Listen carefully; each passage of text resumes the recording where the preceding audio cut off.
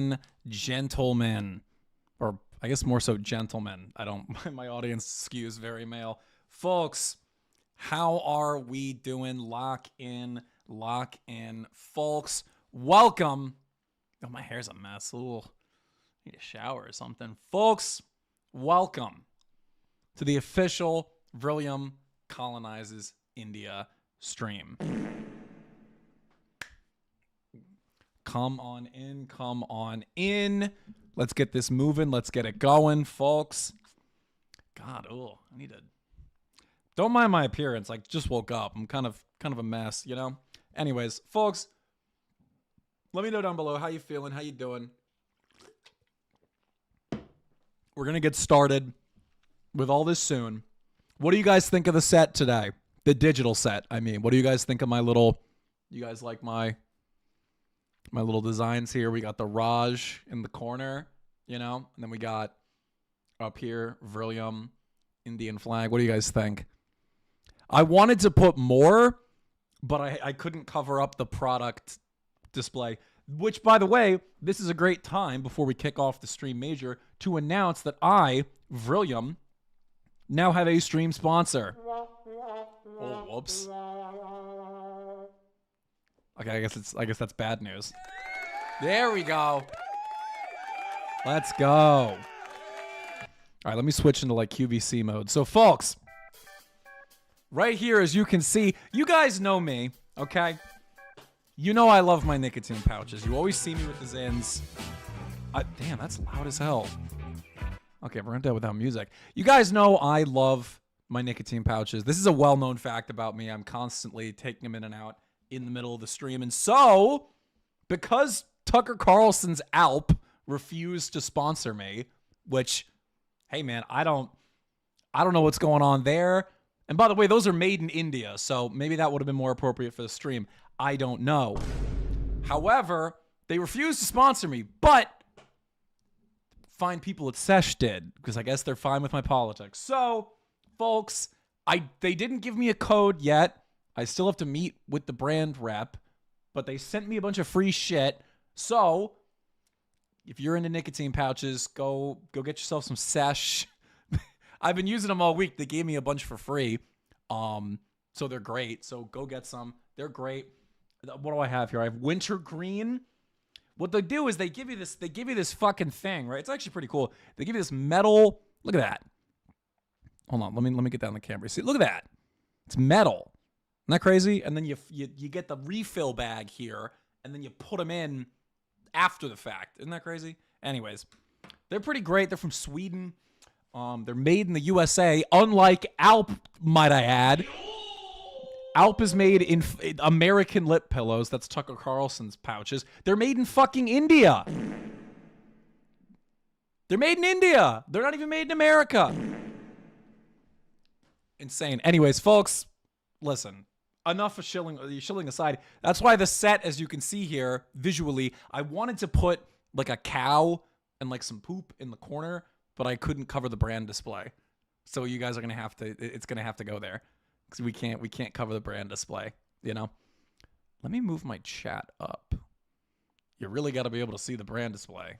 Come on. We're contractually obligated, folks. And I'll give you a great one. Here we go. You guys ready for this before we get started? Look at this shit. Ready? You guys love how I do the theming. Here's the PC display for today.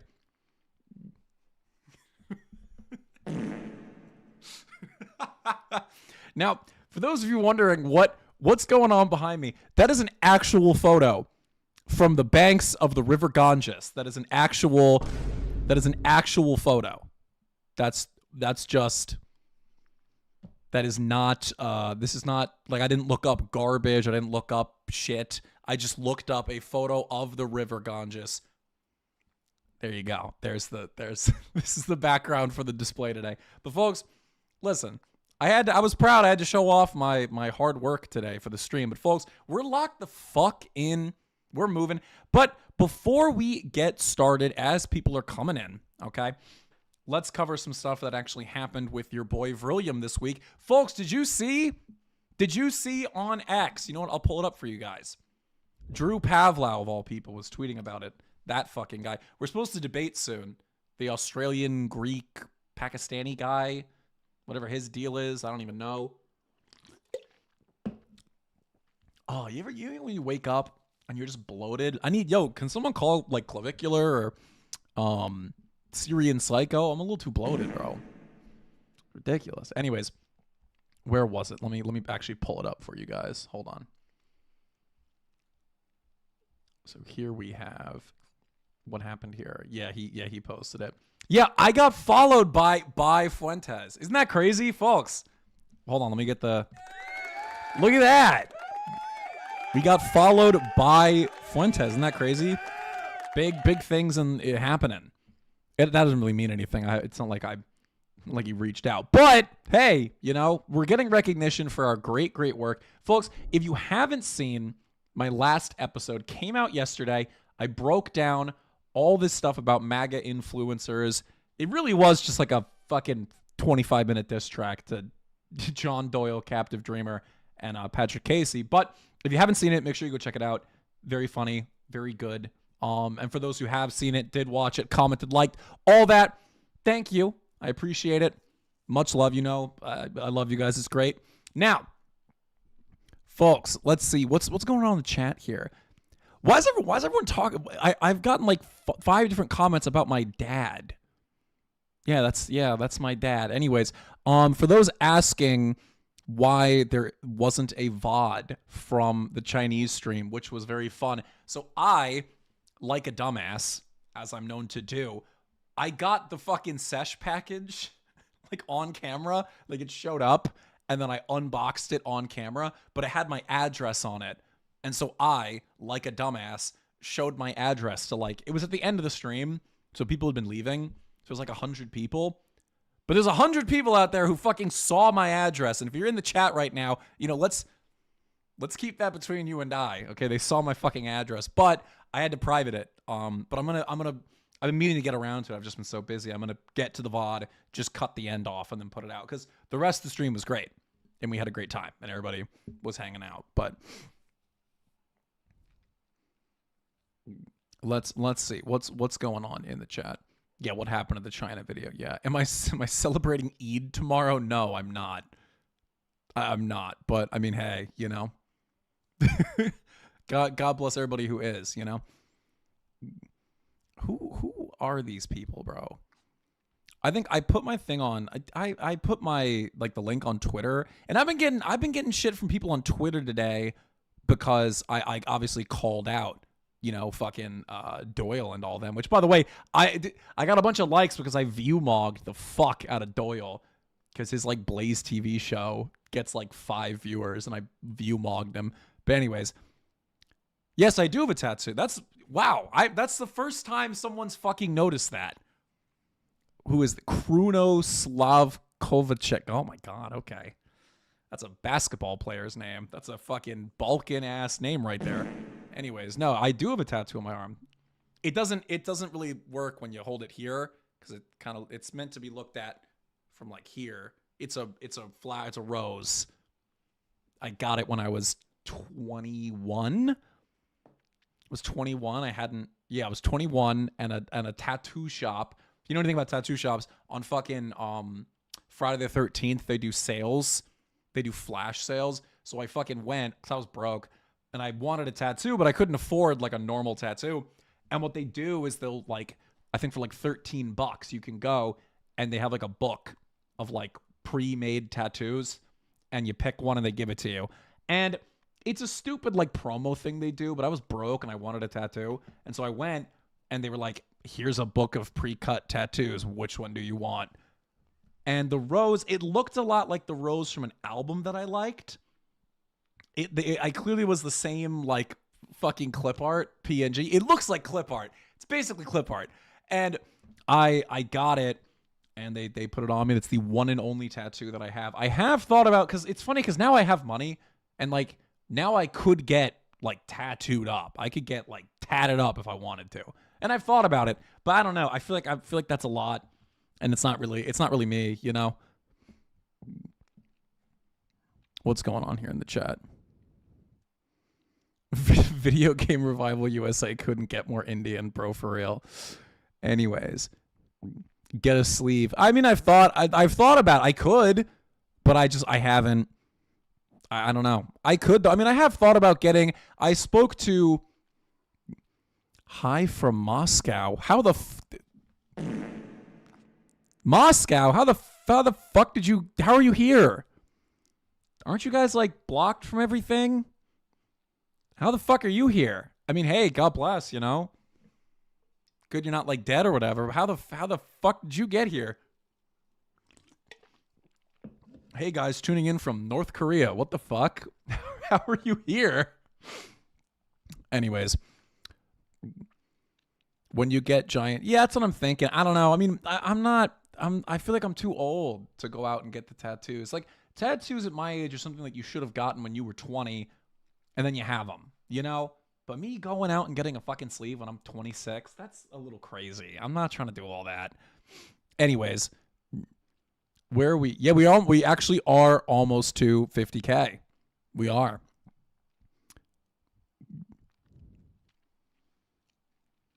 What do you think about Adam Green? Oh, is that fucking...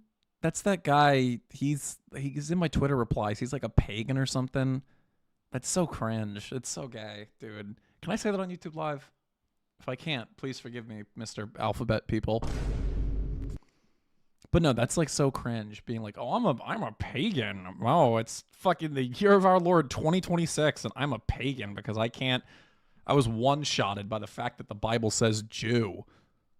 Like, are you fucking kidding me, dude? Like, okay, go to church. Like, fucking call your parents. Go to church. Grow the fuck up. What are we doing? I'm a pagan. Get the fuck out of here. You worship the King of Jews. I worship the King of Kings. People forget, King of Jews, that was put on the sign by the Romans. And so he is the King of Jews. He's also the King of everybody. He's the King of Kings. That's the whole idea. Yes, I worship the Messiah, of course. But greetings from Rhodesia. How? You gotta... Well, I don't think you mean you're actually in Zimbabwe, because they don't have internet. So unless you have a fucking time machine, you are not actually saying hi from fucking Zimbabwe. Let's be real here.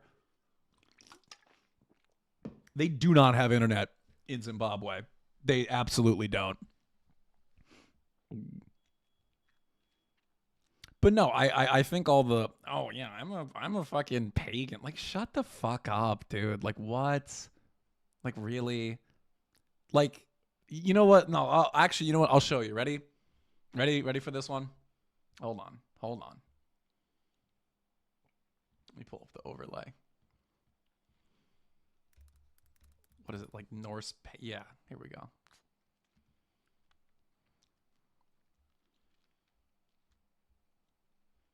Yeah, this is your team.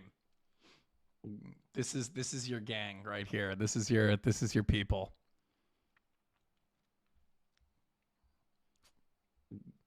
This is your gang right here.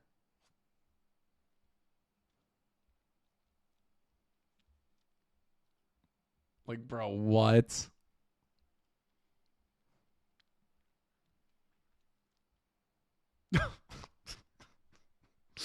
Like, get the fuck out of here. Oh, I'm a pagan. Oh, because it's based and strong. My based and strong god comes with a fucking detachable head action figure. Like, bro. Like, this is your iconography, really? Wow, look, comes with a changeable head.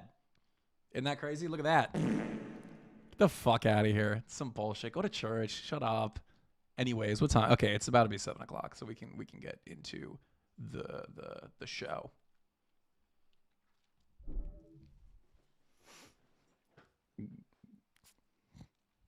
Pagan is the name Christian gave them using... Oh, shut up. It's actually heathenry. It's actually Odinism. Dude, shut up. Like, you're so fucking lame, dude. Like, at least... Oh, shit. At least be cool. Like, why you gotta be so fucking lame about it? Oh, well, you should side with pagans because they're also white. No. What? No. Anyways, okay. Yes, new video tomorrow, 6 o'clock. It's every other day I make a video. So Monday, Wednesday, Friday, 6 p.m. Eastern Standard Time, if you haven't figured that one out yet. New video. I have to film it after we're done with the stream, but which, by the way, please, in the chat, if you want to request a video from me, I haven't filmed it yet. So please drop your suggestions. If you super chat, maybe I'll do it. Maybe that'll be the video I do.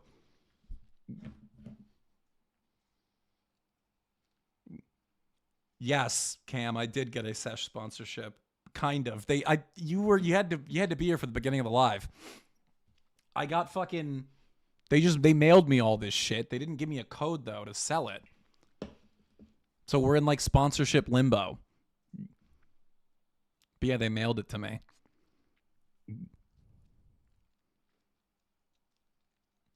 Gotta put down the red. No. What? Why? I hate, bro, my God. I hate, you know how many fucking replies I get when I post something I'm eating or I post something I'm drinking and I get replies that's actually goy slop. You need to consume MCT oil and L-thiamine and dude, shut. Leave me alone, okay? Leave me the fuck alone, dude. I'm from New Jersey. Do you think anything here is fresh or healthy? Do you think we're eating fucking raw liver here? No, okay? Most of my diet comes from Wawa, okay? I've eaten at more gas stations than I have restaurants. Fuck off, dude. I don't need your fucking health advice.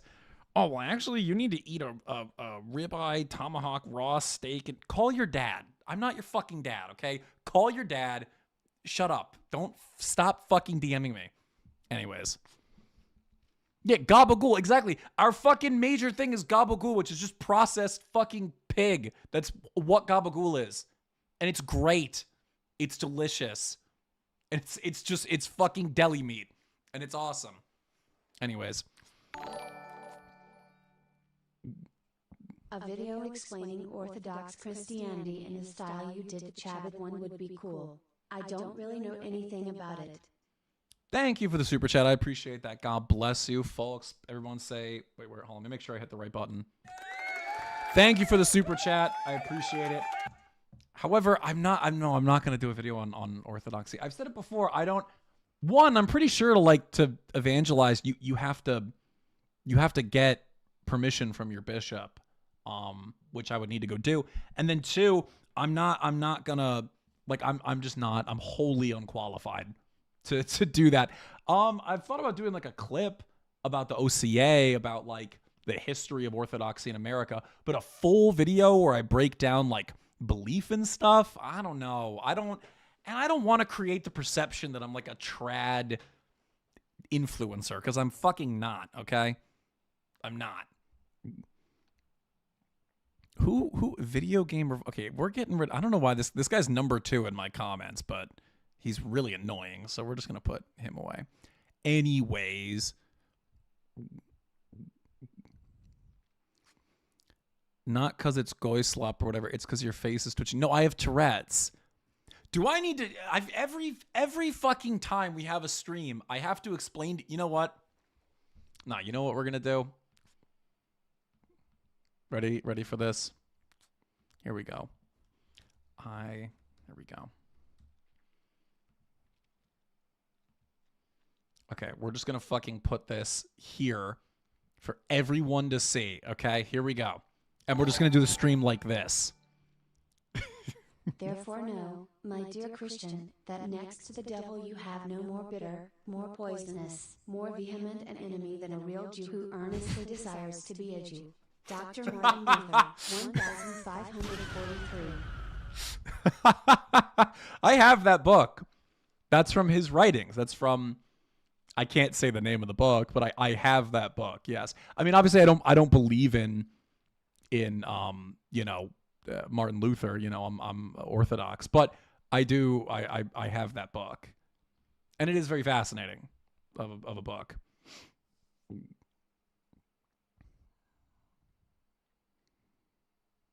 Okay, let's actually get into this shit. What does it say? You are very good. You have the Tourette. No, I don't. You know, I had a whole tweet thread about that. People were like, you have Tourette's? Why don't you yell the N-word? I'm like, okay, I do, but that's completely unrelated to the Tourette's. I don't have vocal Tourette's. I have motor Tourette's. Or motor. Well, I'm not going to give, this is the Indian stream. I'm not going to give you guys a whole fucking dissertation on how Tourette's works, but there's different types. So I have motor Tourette's. I don't like yell the N-word. I mean, I do, again, but that's not related to the Tourette's. That's completely separate. That's me and my own prejudicial thoughts, okay? That has nothing to do with my medical diagnosis. Now, folks, lock the fuck in. We are doing the fucking stream now. So I'm not going to be like reading your comments and shit super crazy unless they're super chats. Now, folks, today we are taking a dive into everyone's favorite subcontinent, the full support SAR, the new superpower, as they say.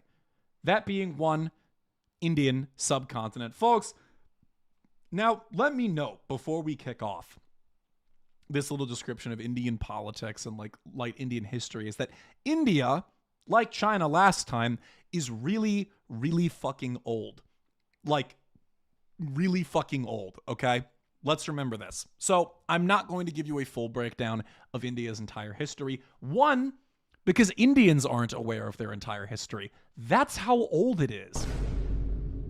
Like, it is so old that some of the only surviving records of India's, like, origins are myths. We don't actually know if they're real. Like, it's an old-ass society. Now, however, it's pretty much been the same ever since. Like, it hasn't undergone much changes. But I will give so we're going to go from basically partition to today. But I will give a little background into ancient history just to lay a foundation of who the Indian people are, okay? Now, let me explain this to you folks, okay? Now, India, as we know it, really just the Indian subcontinent cultures, we get... All right, Ian, why are you texting me a bunch? No, I'm not selling peptides. What the fuck are you talking about? Unless they're paying really well. I'm not selling peptides. What are you talking about? I'm not going to sell my fans that fucking Shenzhen Shanghai special. I'm not doing that. Okay, anyways, let's lock in here, folks. Now, we'll be in affiliate. Okay, right on. Anyways, your channel reminds me of a right-wing BuzzFeed, just the aesthetic you edited in. Thank you for the super chat, and I honestly, yeah, that describes me pretty well. And I do look like someone who worked at BuzzFeed in like 2013, so that's kind of my bit. But anyways, let's get into this shit. Okay, so fucking our story here begins like a gabillion fucking years ago.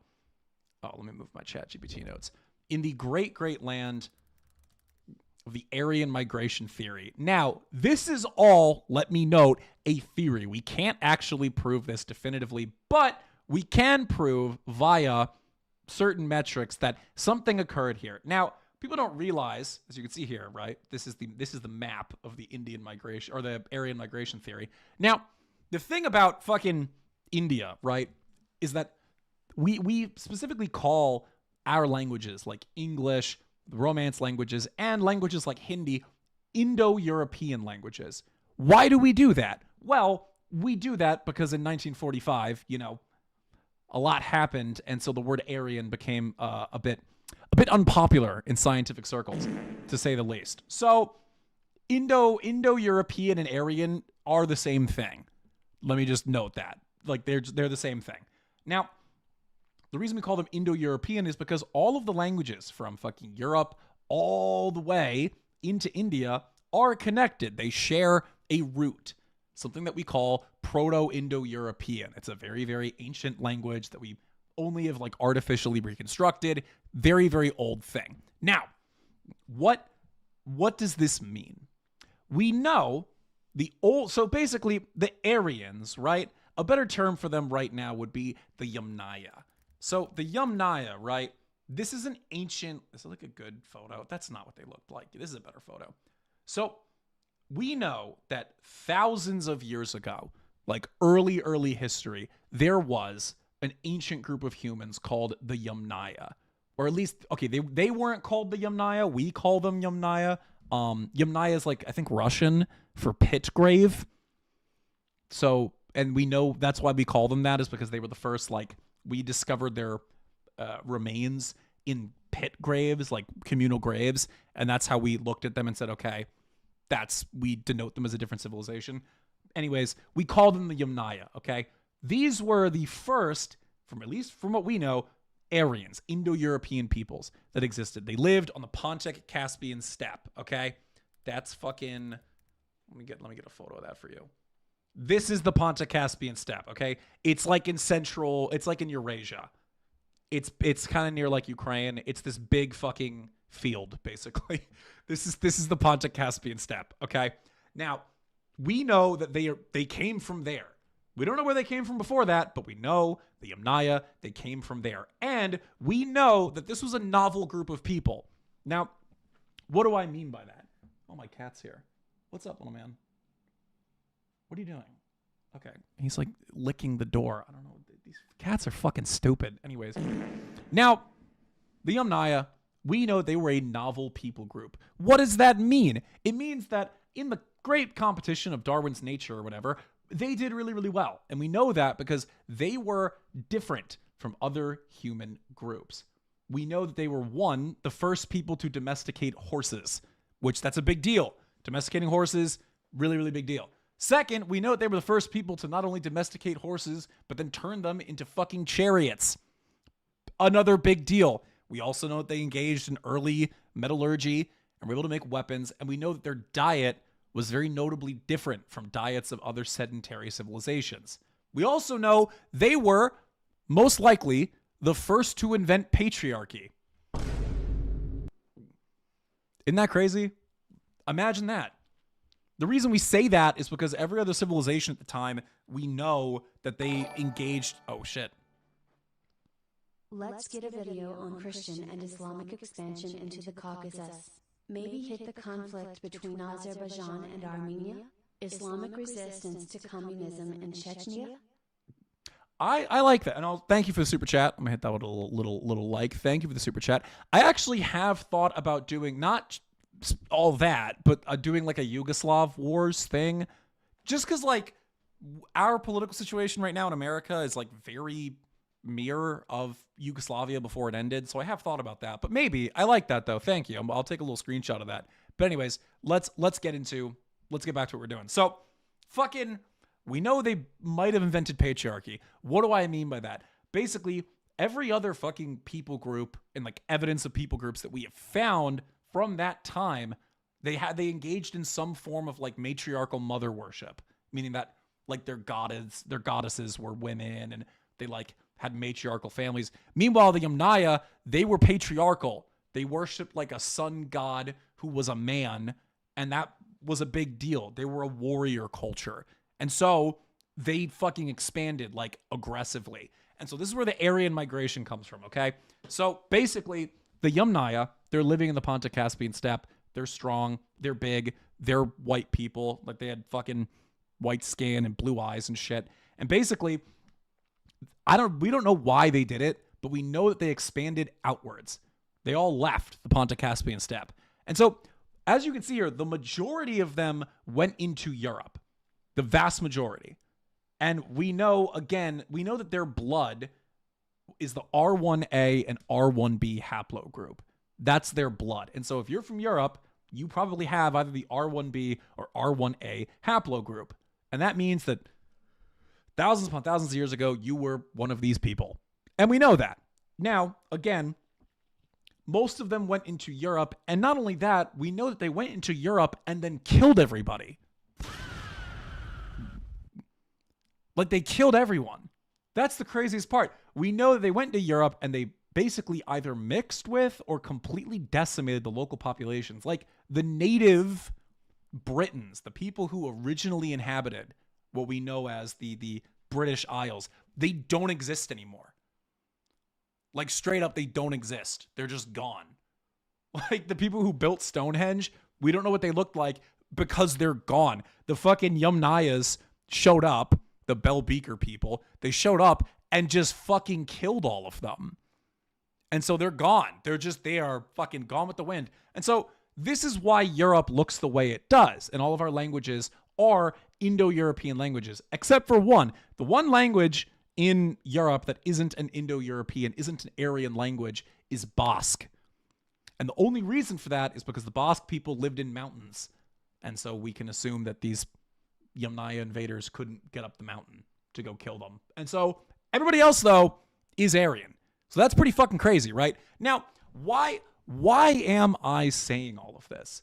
Now, if you take a look at the map here, okay, you can see right here. Oh, let me actually, I got to turn on the screen. Now, we know that a significantly smaller group went into the Indian subcontinent. This is why we call it Indo-European. Because again, they go into the Indian subcontinent, this very small group of them, and they establish a new home for themselves. So at the time, there was a civilization living there called So there was a civilization living there called the Indus River Valley Civilization, okay? We know that they were living there, right? Here we go. Up in this corner. Now, all of the languages from this region fall under a language family called Dravidian. And we know that ethnically they fall under a group called Dravidian. All of a sudden, in the historical record, all of this shit goes away, and suddenly they start speaking an Aryan language, which implies that these Yamnaya guys, these white guys, showed up to these brown, like Dravidian. I'll show you what Dravidians look like. They look like this. They're like dark. And so basically we show up, okay, and just nuke them, like just completely destroy them, okay?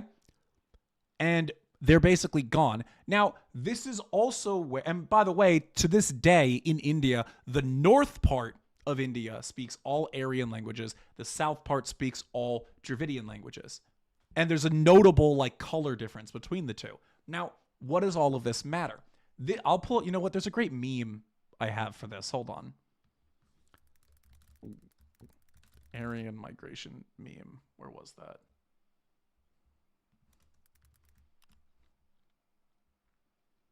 It was a meme that explained all of this shit. Where did I put it? Basically, to give you the fucking summary of what happened, basically the Aryans show up and just cuck everyone. They cuck everyone. So all of these like white Aryans from the Pontic-Caspian steppe, they come into India, they fucking slaughter native people, and the ones that were left, they enforce the caste system. This is where caste comes from. People think England invented caste. Oh, here's a good photo of what it looks like. Yeah, here we go. This is the photo I've seen before that people use. This is basically what happened. So a bunch of whites came in and just completely cocked all the native Indian people, right? And then basically implemented the caste system. And so understanding this, we can understand basically the origins of their religious practices. Once you understand this, you can realize that their religious practices are basically one big humiliation ritual. We know that they showed up, they did a lot of graping, they put everyone beneath them, and they like basically made them roll around in cow shit and made them eat a diet that didn't have meat so that the public would be super weak. And like the Aryans basically just dominated these people for centuries. But because there wasn't many of them, because again, we know from the map that I showed you guys, let me open that back up. We know from the map, right? Not a lot of them went. We know that like comparatively to their population, not a ton of Aryans went. As you can see, only about, 1,500 people. So they basically got overrun genetically very, very quickly. And that's why in India right now, if you look at the top caste people, the Brahmins, the top caste people, okay? They're noticeably whiter than everyone else in India, but they still look Dravidian in the face. This is because they probably got overrun from mixing and reached a genetic bottleneck. Okay? Now, why the fuck am I saying any of this? Because we need to understand Hinduism, basically. Now, what is Hinduism? What is it? What's the connection here? Now, calling Hinduism a religion is a bit of a misnomer because it's not. Hinduism is a series of religions. Now, the word Hinduism, that comes from us. That comes from England. When we took over, we saw their practices and we didn't really understand them because they were like weird. And we started calling it Hinduism. You have to remember, we called the people in India Hindus in reference to the Indus River Valley. So Hinduism is just the ism of the Hindus. We didn't actually know anything about them. And so to call Hinduism one big religion, it's not. It's a series of beliefs. There's different sects and different gods, and it's not one unified thing. Like, there are people who do Hinduism over here very fucking differently than over here, and they're not the same thing. And this is because Hinduism is really, really fucking old. Let me note that. Remember this whole Aryan migration thing? This shit happened like 10,000 years ago, and they brought Hinduism with them. The Aryans brought Hinduism. This is actually why the painter, the Austrian painter, if you know him, he actually was super obsessed with the Indian subcontinent. He was super obsessed with Hinduism because Hinduism is the last remaining, like, still practiced remnant of this ancient Aryan group. We know this because all of the names for gods and stuff in Hinduism are the same words that would, like, later go on in Latin and in Greek to mean the gods. So what do I mean by that? Like, the pantheon of Greek gods is the same as the Norse one, as the fucking Latin one, and as the Indian one. Isn't that crazy? That's crazy. Anyways, point being, we know that they brought Hinduism with them. And so this is, like, basically part of the foundational understanding of India, is that everyone wants to be Aryan in India. Everyone claims to be Aryan. No one is actually that Aryan. Let me note that, okay? Like, everyone wants to be a based white Aryan. None of them are. Let's note that. Second, their religion is so fucking old, they don't know where it comes from, like, fully, and they don't even necessarily believe it. It's more of a cultural thing, okay? Let's just get all of this fucking clear, understood, okay? And so if you wonder, man, why do these Indians, like, why do they love white people so much? It's because their religion is basically centered around worshiping white people. Like, if you read all of the earliest Hindu stories, understanding this history, you can tell very clearly that the gods were white people, were Aryans who came into the region and fucked everybody. Like, I'll give you a great example. Or not Ganesh, Vishnu. Vishnu chariot.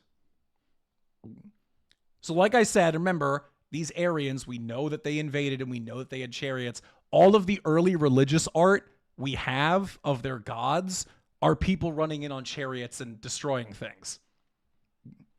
So what can we gather from this? We can gather that the early Dravidians probably saw the Aryans and had never seen a war cart before, never seen horses before, and all of a sudden, these people fucking come storming in, destroying everything. They're worshiping their conquerors. So, cuckoldery on a civilizational level. Now, why am I saying all of this? Why am I saying all of this? Because the story of Indian politics is basically rooted in the identity of Hinduism. So let's kick this fucking thing off. Now, obviously, our story begins just before partition. Now, chat, what is partition? Does anyone know what that is? Let's see what y'all have to say. What's partition?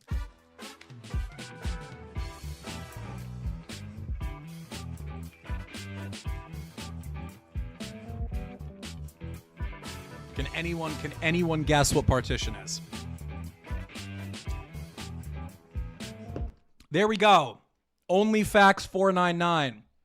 You get the like. There you go. India and Pakistan got split from the British. Exactly. So let's remember the British Raj. That's what this little stamp is on my screen. This is the British Raj. Okay. So people think, oh, England took over India. No. They took over fucking all of it. Like all of it. They took over India, what's now Pakistan, parts of Afghanistan, Nepal, Burma, Bangladesh. They took over fucking everything, basically. This is the British Raj, okay? And they're living like that hundreds of years. Hundreds of years. England basically, like, they had a really easy time taking over. So they go in, they're taking it, okay? Yeah, Burma mentioned. Yeah, so basically, they owned it. Now, you have to understand, around the period of decolonization, okay, which happened from the 1940s all the way up to the 1970s, basically, in England, this, like, liberal academic movement led by, you know, a certain group, just saying, we know that basically people started making the argument to the imperial, you know, whatever, to the government saying, hey, you know, colonization, that's not cool. That's like fucked up. We should stop doing that. And like peace and love, man. And eventually England kind of goes broke after World War II. And eventually the government becomes liberal enough that they cave to pressure and they go, you know what? Fine. We're going to decolonize. We'll stop being, colonizers or whatever. And so they start giving countries sovereignty. The first big one was British Raj, was India. This was a big fucking deal. This was their first like big major decolonization program. And by the way, at the time, India, especially after World War II, there's a lot of protests going on for Indian sovereignty. They basically want Indian sovereignty is a big, big deal towards the end of World War II. So why do I say that? You get people like fucking, where is he? Here we go. This fucking guy. You get Mahatma Gandhi. You get all these fucking people, okay? So basically people are like, we want Indian sovereignty. We want a sovereign India. Now, here's the problem about a sovereign India, okay? India hadn't been sovereign for like 1,000 years because before England was company rule, which was like kind of England, and then before that was Mughal rule, which was a Persiatic Persian Empire. So India had not had any kind of sovereignty for like 1,000 years. Like these are people who the idea of ruling themselves nowhere in their minds. Like this is not something they've ever done. Okay. And this is very new. Okay. But a lot of them fought in World War II and they saw all these independent nations and said, wow, like we should have that. We should be independent. This would turn out to be a horrible idea, but more on that later. Basically, India decides to get partitioned. England is like, you know what? We're gonna split you guys up. We're gonna give you guys partition because we can't just make the whole Raj a country because that's the entire Indian subcontinent. That would be a gigantic country. That's a terrible idea. And so they basically consult with local populations and local movements, and they're like, hey, you know, fucking random ethnic minority, what's your thing? And they're like, oh, we're the Dupa people and we want borders here. And they go to the next one. They go, hey, fucking other minority people, what are you? And they're like, oh, we're the Ooga Booga people and we want a map over here. And basically they do this a bunch of different fucking times. They come up with the partition plan. Let me get the actual partition of India map for you. Now, what is, here we go. What is this? Now, first off, this was a fucking stupid plan from the get-go. Let me note. So basically, right, India, as we know it today, gets its borders and becomes a country. This is India, okay? Then, funky new idea, okay? And this is spurred on. So obviously, the vast majority of India is Hindu. We know that, okay? But when I say vast majority, you have to understand, there is a lot of fucking people in India. There has always been a lot of fucking people in India. And so the ethnic minorities, there's still a lot of them. And they make up like significant populations and they largely live in enclave areas. And so basically England is like, okay, we're going to give India to the Hindus and it's going to be a Hindu country. And then Everybody else gets to go live in this fun new place that we've created called Pakistan. And that's how Pakistan is born. Now, let me actually get the Pakistan original flag. Where's the first flag? Yeah, this is the flag. Okay, yeah. And then, it's an acronym. Hold on. Let me fucking confirm this.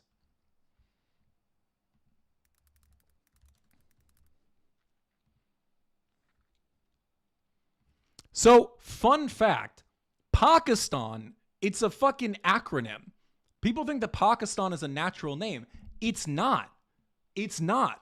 Pakistan is an acronym. It's an acronym for Punjab, Afghan, Kashmir, and the Indus. But some people say it's, Islam, as you can see. Oh, and then we know that, okay, that's not right. The Tan is not, no, Stan is just Persian for land. So that's just, I don't even know where the fuck they're getting that one from. But the first part's right, okay? I can't say the first 4 letters because that's become a slur, but it's an acronym. It's not like Pakistan is basically an artificial country.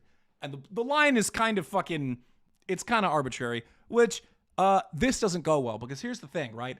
The goal of partition was they basically tell everybody, hey, okay, if you're Muslim, pack up your shit, you're going to Pakistan. If you're Hindu and living in what's about to be Pakistan, pack up your shit, go to India.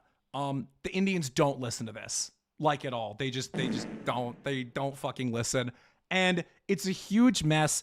Thousands of people die in partition because roving gangs start robbing people. There's no British authorities. Lots of grape happens. It's just not a fucking good time, okay? And this is basically the partition of India. And so India gets partitioned. It is politically a fucking mess. Now, everyone thinks that Gandhi is going to be the first president because Gandhi, everyone likes Gandhi. It's a fucking mess, but Mahatma Gandhi, let's talk about him. He is the de facto first leader of India. So let me pull up, you know what, let's pull up everyone's favorite Gandhi. Here we go. Let's pull up Gandhi. Okay, here we go. Open image, and here we go. This is how we're going to talk about Gandhi. So Gandhi, this fucking guy, okay? Everyone likes Gandhi. Why?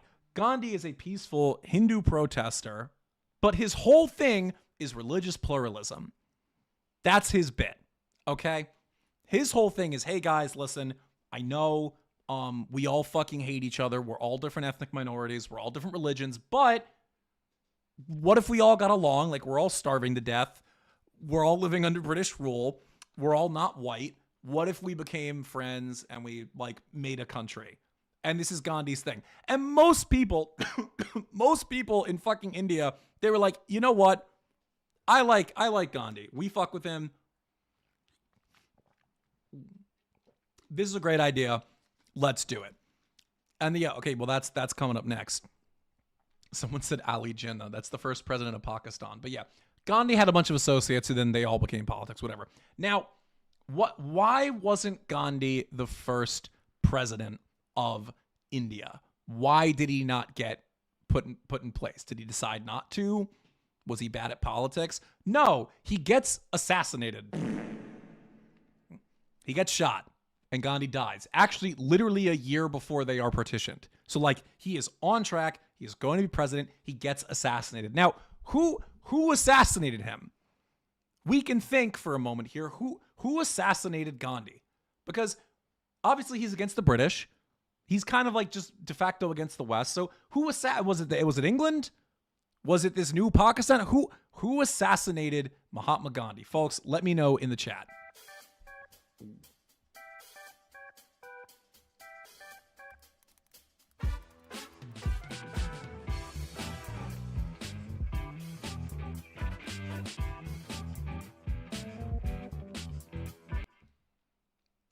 Exactly. A Hindu nationalist, Nathuram Godse, assassinates Gandhi.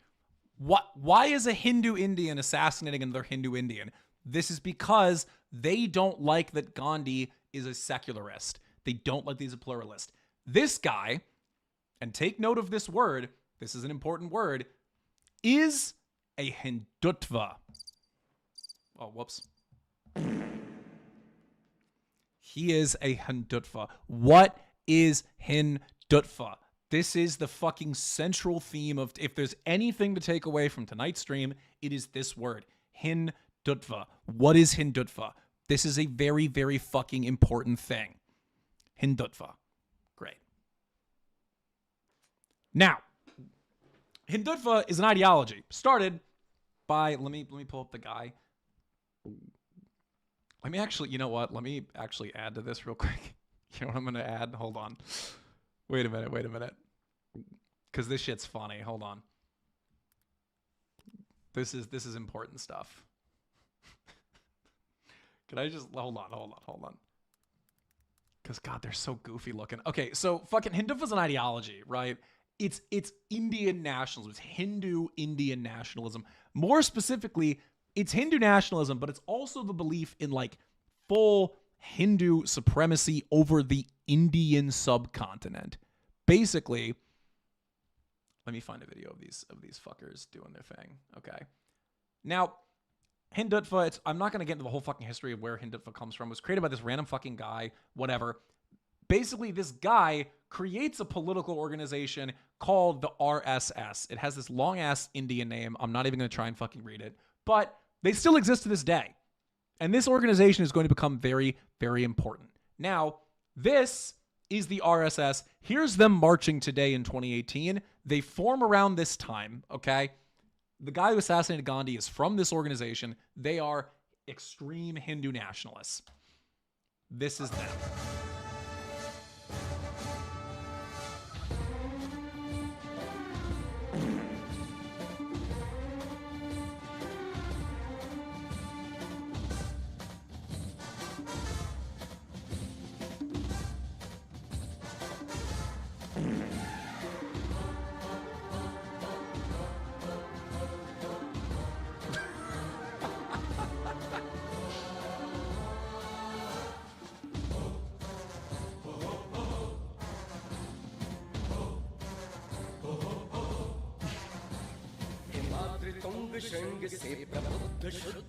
Okay.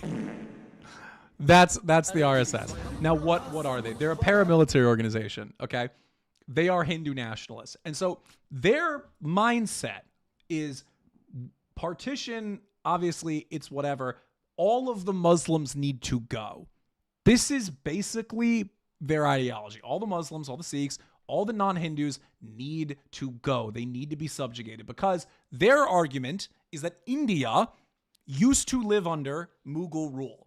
People forget, most of like what we consider Indian shit comes from Mughal rule, like the Taj Mahal, whatever, all this shit, okay? So this is very important to them, okay? Now, Hindu nationalists, they're like, Islam, we need to get rid of it. We are Hindu, we're based Aryan, Sar, we can't be doing this shit. And so this group forms, and they don't like Gandhi's pluralism, and they fear that if Gandhi becomes president, he's going to be a pluralist, and he's going to let Muslims live in India. Now, funny enough, after Gandhi's killed, they elect like a socialist guy who's like even more secular. So, I mean, classic Indian situation, right? They like go to stop something, and then all of a sudden, like out of fucking nowhere, like they just gets ruined. Anyways, point being, they don't like Gandhi for this reason. Now, this group, the Hindutvas, you may be saying, wow, that's insane that they would like kill their own guy. That's fucking crazy. What is their deal? Here's the thing. They quickly grow, like significantly. So the leader after Gandhi is this dude named Nehru. Okay, let me pull up a photo of him. He's a goofy looking fella. Hold on. Let me pull up Nehru. Here we go. This fucking guy. Oh, So he was a friend of fucking Gandhi, okay? This is Nehru right here, okay? He's the first president after Gandhi dies. And he takes over. He's like a socialist. He's not aligned. So he's not like within like the Iron Curtain. He's not with the Eastern Bloc, but he is like a whatever, you know? He's like he's a socialist. He's kind of like Yugoslavia. And so he's the first leader. Under his leadership, Hindutva especially the more religiously fundamentalist regions of India, explodes, becomes very popular. Because you have to understand, Hinduism is a very elitist belief system. It's the belief that, oh, we're Aryans, we are based Aryan Sar, and everybody else isn't, and we're whatever. And so we're high caste Brahmin Sar. And so they don't like the Muslims, basically. And so Hindutva, it gains popularity amongst people in the backwaters of India. And so at this time, what forms is something called the Sangh Parivar. Let's note that. The Sangh Parivar. What is this person in my chat? Okay. I don't know what. I don't know why this dude's spamming my chat. Anyways. The Sangh Parivar. What are the chats saying? Yeah, Gandhi was a socialist too, but he was more so like a pluralist. That was his bit. But anyways, basically, the Sangh Parivar, what the fuck is their deal, okay? Sangh Parivar, that is an umbrella term.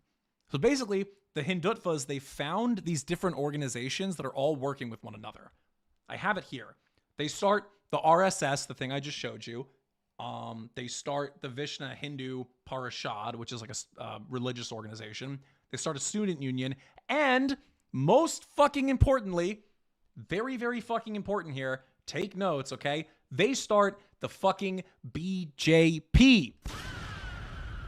The BJP. What is the BJP? So remember, Hindutva and BJP are like the two big things you should learn here, okay? Now, BJP, let me get like a little video for you guys. The BJP is a political party, and this is the Hindutva political party. It's founded by these people. Like, can I get like let me find a video of like a rally. They are like, if you've ever been on Twitter and you've seen like a Hindu nationalist, like you've seen somebody being like, India #1, he is a BJP voter. The BJP voters are like very, very about India. They're nationalists. Like, let me get.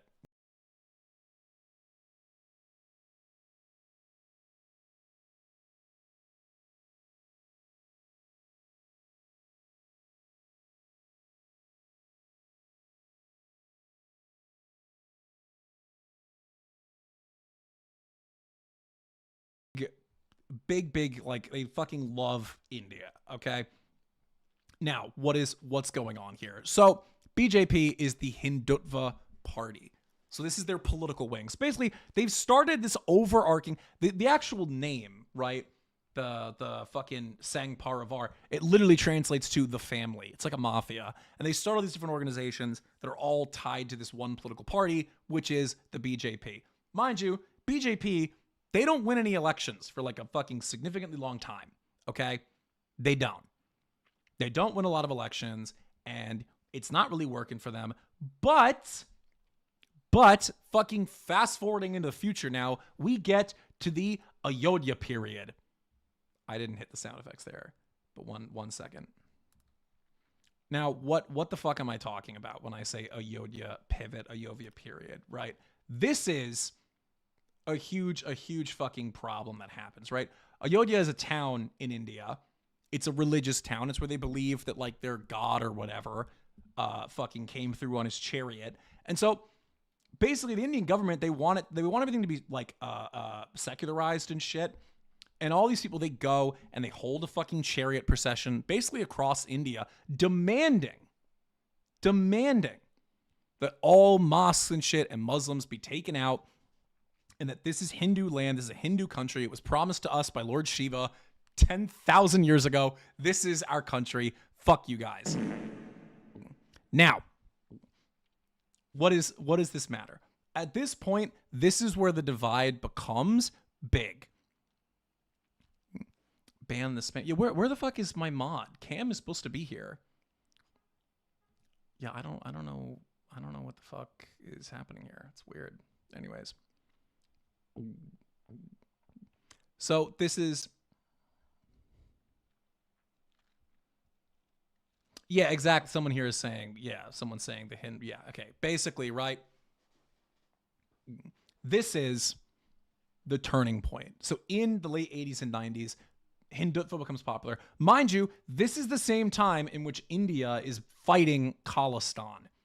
That's a whole other fucking video. It's a whole other live that I might do, but I'll give a basic summary on Khalistan. So, for those who don't know, Khalistan, that's the separatist group's like name, basically. Here, I'll pull it up here. So, Khalistan movement, if you guys know what Sikhs are, if you know what Sikhs are, okay, you've probably seen with the turban, you know. So Sikhs, they don't have their own country. They're a stateless people. They're in Pakistan and they're in India. Because you have to understand, the Punjab region that they are from is split between India and Pakistan. That's where they come from. And so they want their own country, or some of them do. Some of them do. And this is the Khalistan movement. They want a country in the Punjab region. They want to take the one part of it out of Pakistan, the one part of it out of India, and make Khalistan. And their flag is actually kind of fucking cool. I'm not going to lie. This is a pretty good flag. That's a pretty cool design. I'm not going to lie. Now, this is their whole thing, okay? Now, they beefed with the government fucking hard. Hard as fuck they beef with the government.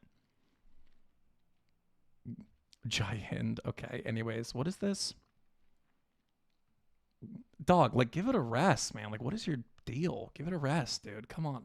Anyways, point being, you know, it's a good design. It's a pretty good design. Anyways, this is the Khalistan movement. Now, this is all like, they actually, yeah, as you can see here, 1984, they had like a whole fucking war over this shit. Like basically like an insurgency, like IRA type thing. So all throughout this period, like Hindu nationalists are starting to get like really, they're like, yeah, no, we fuck with Hindu nationalism now because these people are fucking crazy and they're shooting us and yada, yada, yada. So they gain more traction. The BJP keeps getting more and more like whatever support. Now, what does this matter? Basically, nothing fucking happens for a bunch of years. Like nothing major happens. India's India. It looks like India. It's not, you know, like it's just they're Indian. You know, they're doing their Indian shit. Like here, I'll pull up. Actually, no, not yet. Not yet. Not yet. We're not going to pull him up yet. We can pull up one of the other guys. That's the Taliban. I don't know why that's here. Anyways, basically, nothing happens for a very long time. Except, well, actually, I will admit, outside of India, next to India, Pakistan has a civil war, a Pakistan war, and now it's Pakistan and Bangladesh. So now Pakistan, which was on two sides, is now Pakistan, Bangladesh. But that's not in India. That's not really that important. Now, in terms of India, not a lot of shit happens here. Whatever. 20th century is kind of fucking boring for India. Doesn't matter. Now, this is where we get to like semi-modern turn of the century politics. But first, it's been about an hour. We are going to take a quick little break. Folks, how are we feeling so far? It's time for your obligatory Goyim Brain break.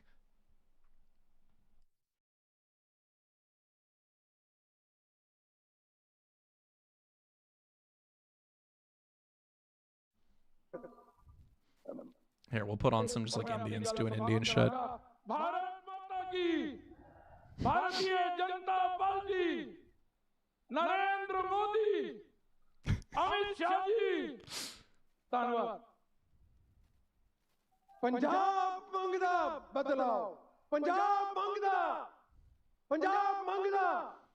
Anyways, so we're gonna get back to that in a minute. But folks, dude, what is this guy's problem? This guy just keeps coming in here talking about my hole. I don't know what's going on, man. None of us like find it that funny, man. Like, what are we doing? Like, okay, anyways. Is the caste system still practiced? Fucking absolutely it is. Are you kidding me? Or is the caste system practiced in India? Dude, it's like a fucking huge part of their society. It's like a huge part of their society. This is like a significant So I'm like, is Islam a part of Saudi Arabia? Like, this is a huge part. That is it's okay. It's technically illegal. Technically. They technically banned caste discrimination. They didn't actually. It is a huge part of their society.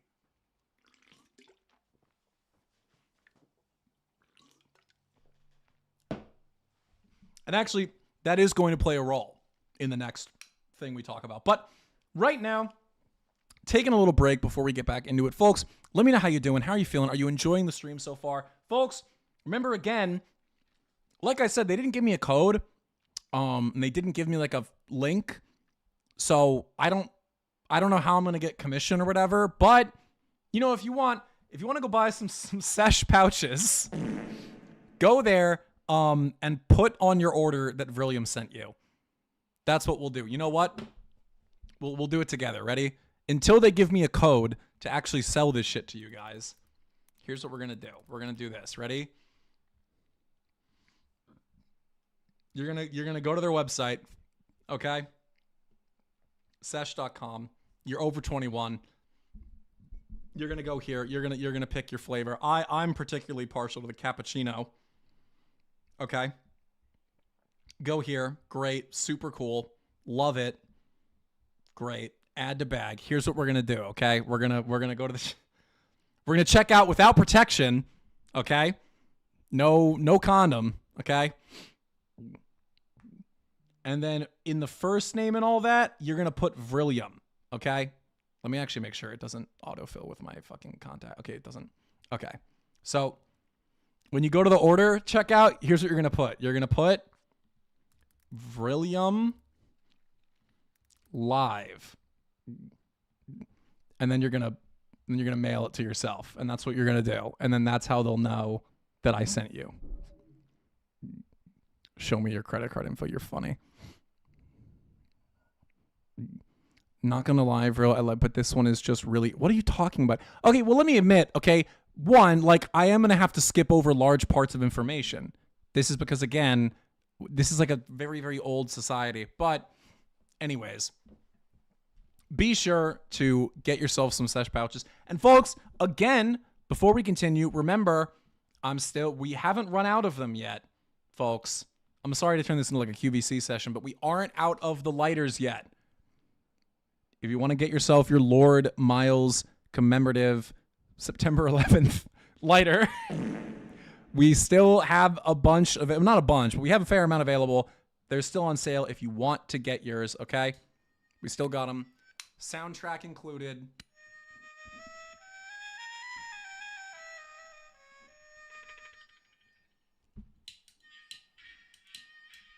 So if you want to get your lighter, be sure to check in with that. You can use the link that's in my description on all my videos if you want to go get one.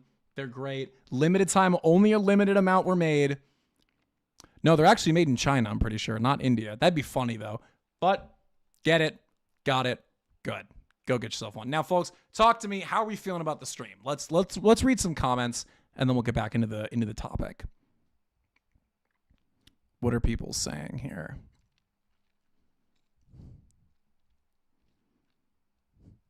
Wow, you guys are like just straight up goyim.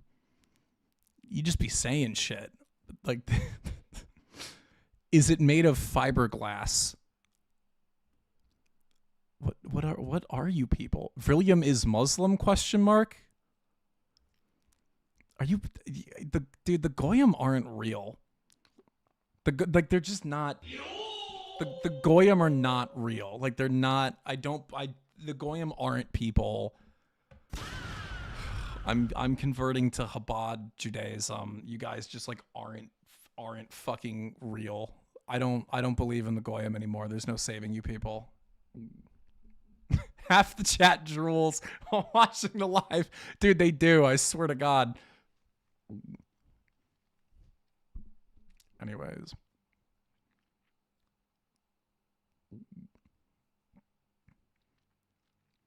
Vrillium, I want to know why you have a problem with Hindutva being anti-Muslim. I don't care about that. I don't give a fuck about any of this shit. I care about Indian politics, and I'll expand on this later in the show. insofar as you guys come to my country and make it my fucking problem. That's what I care.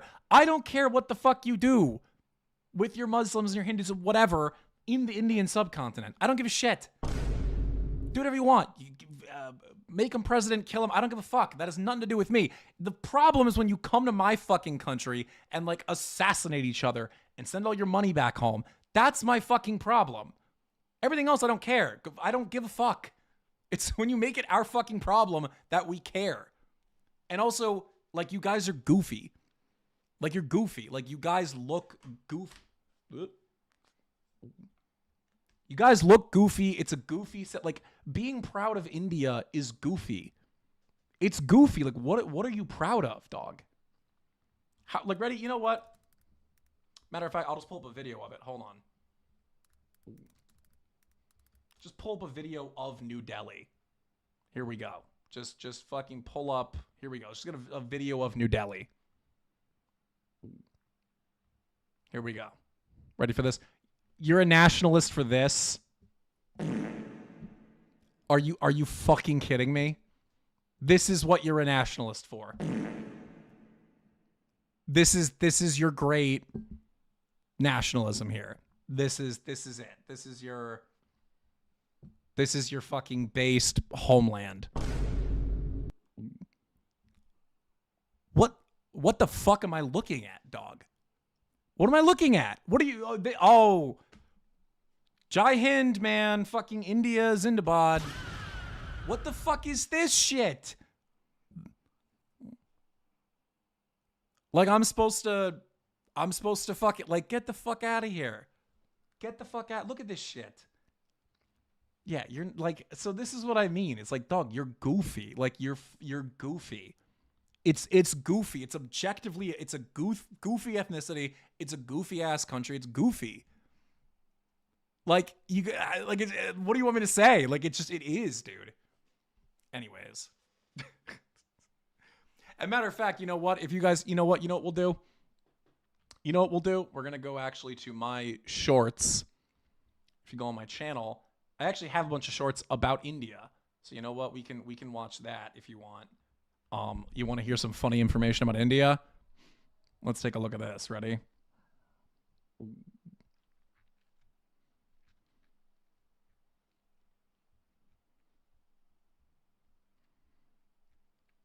That's literally what we're doing. Oh, here we go. No, we'll skip that one. I talk about Israel a lot, man. What the fuck? Where? It's somewhere around here. Hold on. I posted all this shit before. Books, welfare, black fatigue. Here we go. Yeah, we're talking about them, so we can watch this clip. We can watch this clip. Ready? This is actually about the BJP, the thing that we just talked about. This Indian political party drinks cow urine. BJP currently boasts a lot of seats in their country's government. BJP is known for its strong sense of Hindu nationalism. They are also arguably the most extreme and the most ridiculous. Several leaders at multiple rallies have promoted the use of Gaumutra, a traditional folk medicine made of just cow urine. Here are some notable examples. In October of 2024, one of their politicians, Chintu Verma, insisted that everyone entering his political rally perform a ritual of sipping cow urine to ensure that only Hindus were at his event. On another occasion, the BJP-aligned director of the Indian Institute of Technology claimed that cow urine could cure most diseases. And they say doctors and engineers, folks, these are the doctors. Now you may be saying to yourself, William, this must be a fringe political party with no support. But wouldn't you know it, we'll get to that part. I don't want to spoil too much. But yeah, no, that is like, that's what I mean. This is what you're a nationalist for? Are you fucking kidding me, dude? Anyways, folks, should have gotten we follow each other. I don't think he would join my stream, but we do follow each other. Oh, Sesh just DM'd me. Look at that. What does this say?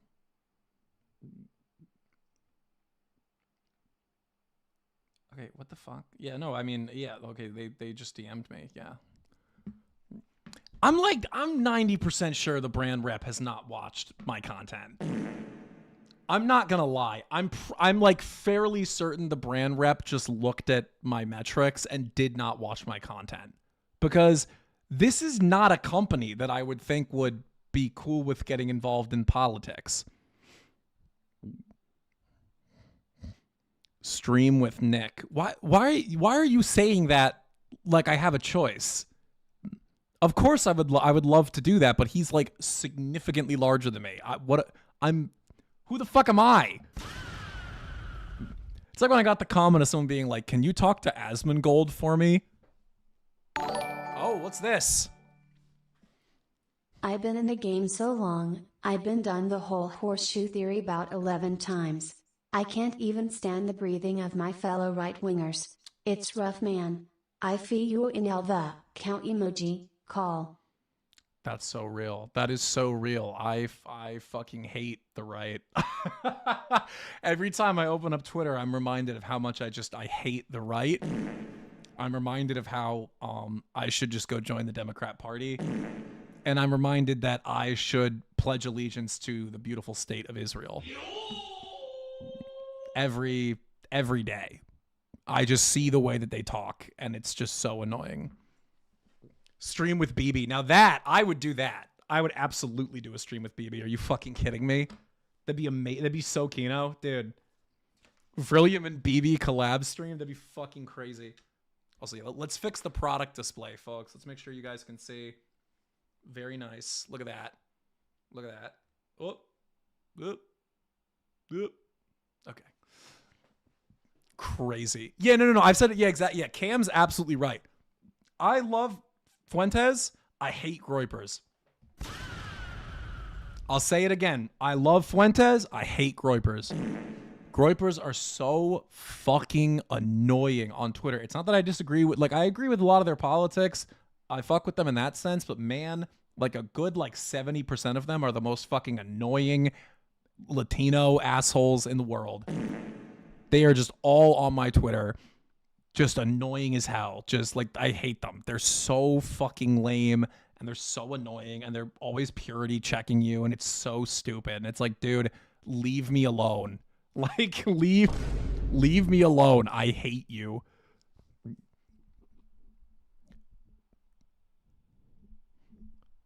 What the hell is a Groyper? Dog, if you don't know what that is, you're in the wrong place, buddy. I don't know what to tell you about that one. You guys just okay. I'm glad the mod is finally stepping up and doing some shit. Vrillium is Wang have, I suppose. According to some. Now, before we get into the second half of this little breakdown, let's take a look at X. What's going on X.com, folks? Let's take a little look. Try to stay tapped in while I'm streaming. What is going on? I'm not going to say, oh, let me open up this. I'm not going to say nothing about that. I'm going to like that because, also, yeah, you know what? While I'm here, I should actually promote him. You know what? Basil, if you guys follow me but don't follow Basil, you're very wrong. You should absolutely be following Basil before you follow me. Basil. Oh, super chat. Where is the link to buy the lighter? I can't find it. Sorry, Ralph. Well, thank you, man, for the super chat. I appreciate that. You know what? Let me get that for you, actually. Let me get that for you directly. I have it actually right here. Hold on.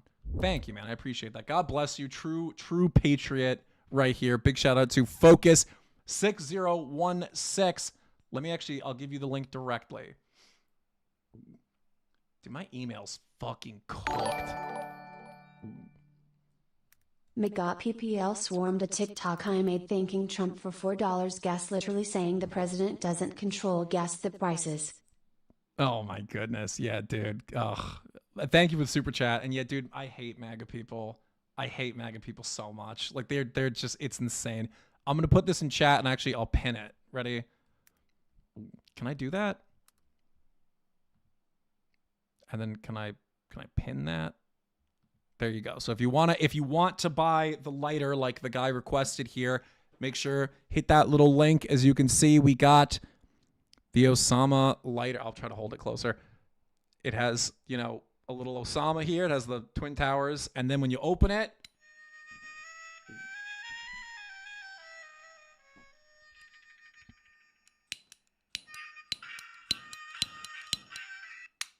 it's great. Well, no, I said, no, Cam, I said in the video, it's not that I hate, like, when I say MAGA, okay, you know what? I'm going to play the clip for you guys. Because some of you people, you just don't watch my content. You people hate me.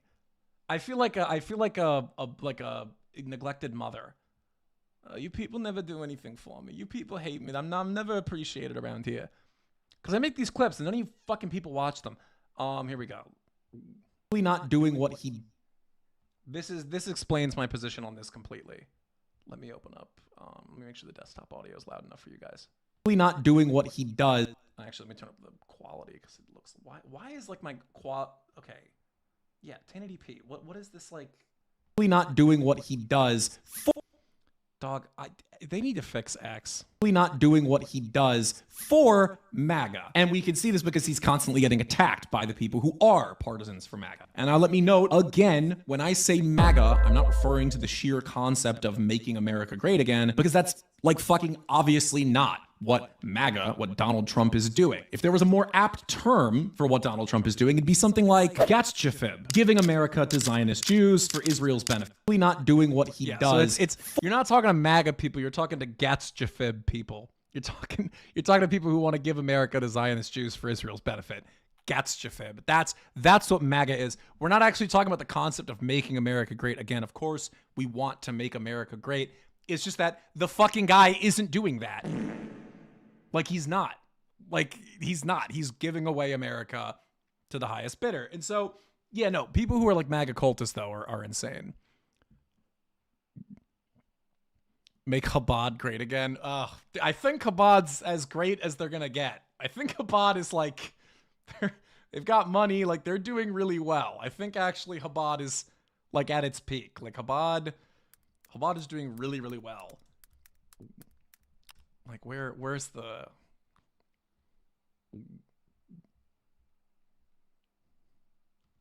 Here we go. Let's get some of this going here for you guys.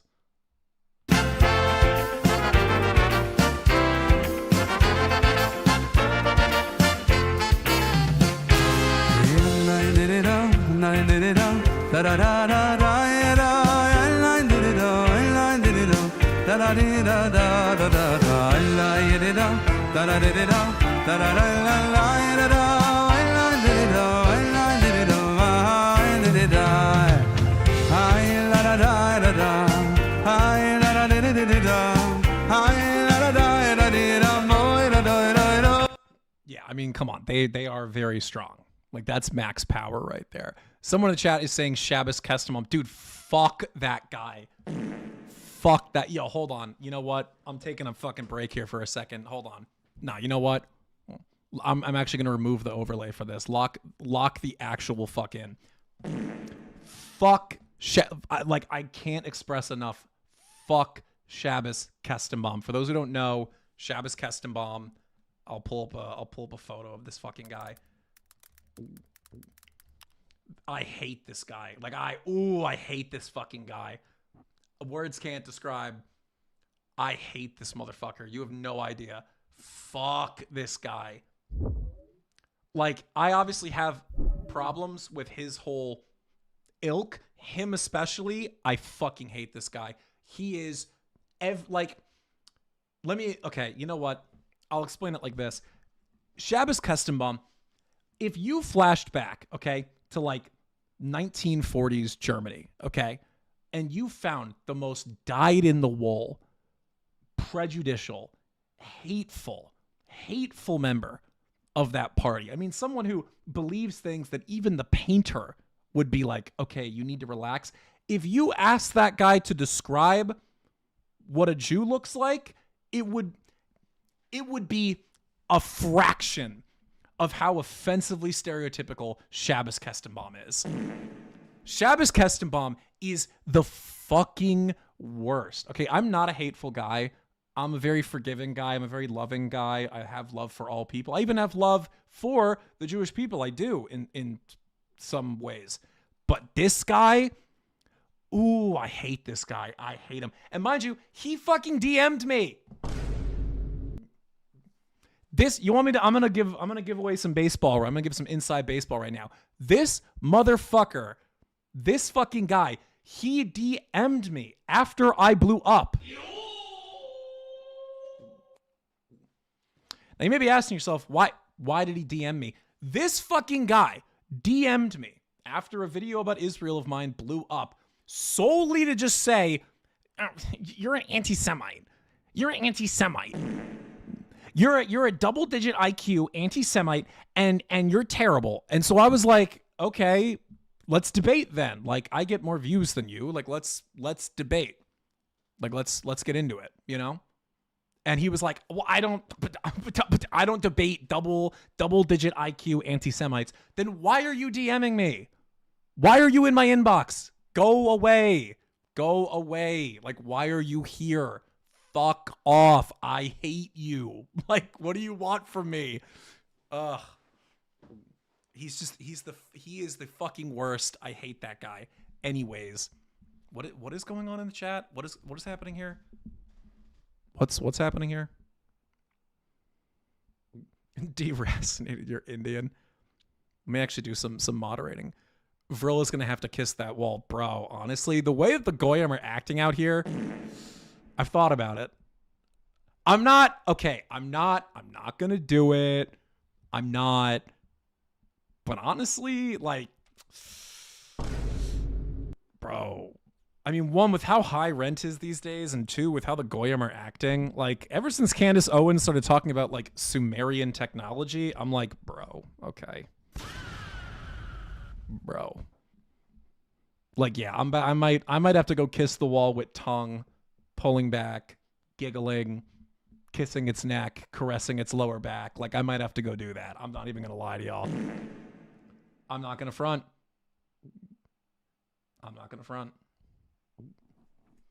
Are you a glowy like Asmongold? No, because I don't do the Iran thing. The problem with Asmongold is he's doing the Iran thing, and he's like, oh, we need to go liberate Persian women from the oppressive Islam. And I'm like, meanwhile, you're saying, like, bro, he's on live talking about we need to go save the Persian baddies from Islam, from Shia Islam. Meanwhile, I'm literally sat here, okay? Let me show you what I'm doing. He's talking about, oh, we need to save Iran, and we need to get rid of the Islam in Iran, and blah, blah, blah, blah, blah, blah. Meanwhile, I'm sat here, okay? Hold on.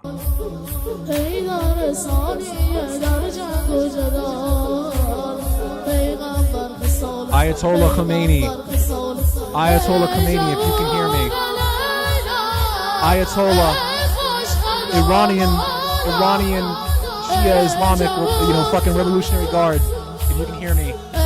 Ya Ali, if you can hear me, please nuke Israel. Please nuke Israel. Ayatollah Khomeini, if your ghost can hear me. Ya Ali, please nuke Israel. I'm begging you, please nuke Israel. Please. Might have missed, but have you commented on the AI slop article Ted Cruz shared? No, I'll check that though. Shabbos Kessenbaum is a Jew grifter. He just wants to stay relevant and use you to do it. Heal that hate from your heart, though.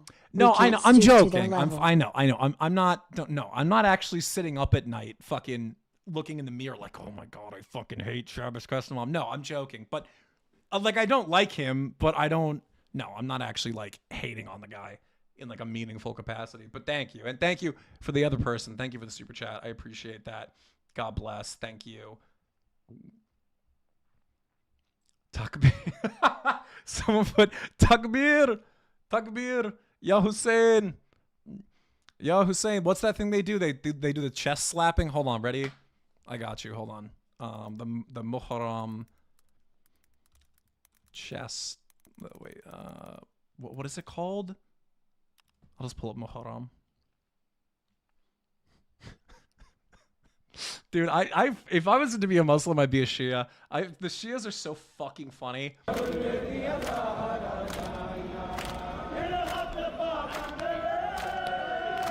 Dude, this goes so hard. You cannot fucking lie.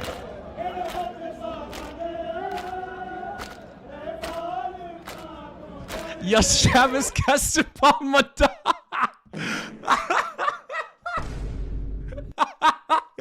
Wait. Yeah. Hold on. Hold the fucking phone. Hold on. Wait, hold on. I need to take like a screenshot or something. Hold on. Dude, I'm fucking crying. Hold on. Wait, did you guys see? Yeah, Shabbos Custom Bomb. Dude, that's so good. Oh, that's so fucking funny. That's a super niche joke for everyone playing at home, but that's so fucking funny. Yeah, Shabbos. Yeah, Shabbos. Yeah, Shabbos Custom Bomb. Let's actually, you know what? Let's take a look at the show. You know what? Let's do some reaction content because I've been told I need to extend the streams. Let's do some reaction content. How about that? Let's do some reacting. You guys want to watch some? You guys want to watch some Shabbos Custom Bomb with me? One's in the chat if you're trying to find out why he sued Harvard. You guys want to find out? One's in the chat, or we can get right back to the story. Let me know. One's in the chat if you want to see this. Two in the chat if you're like, no, I want to get back to the shit. Also, what is going on here? Why is this lagging on me? What's going on?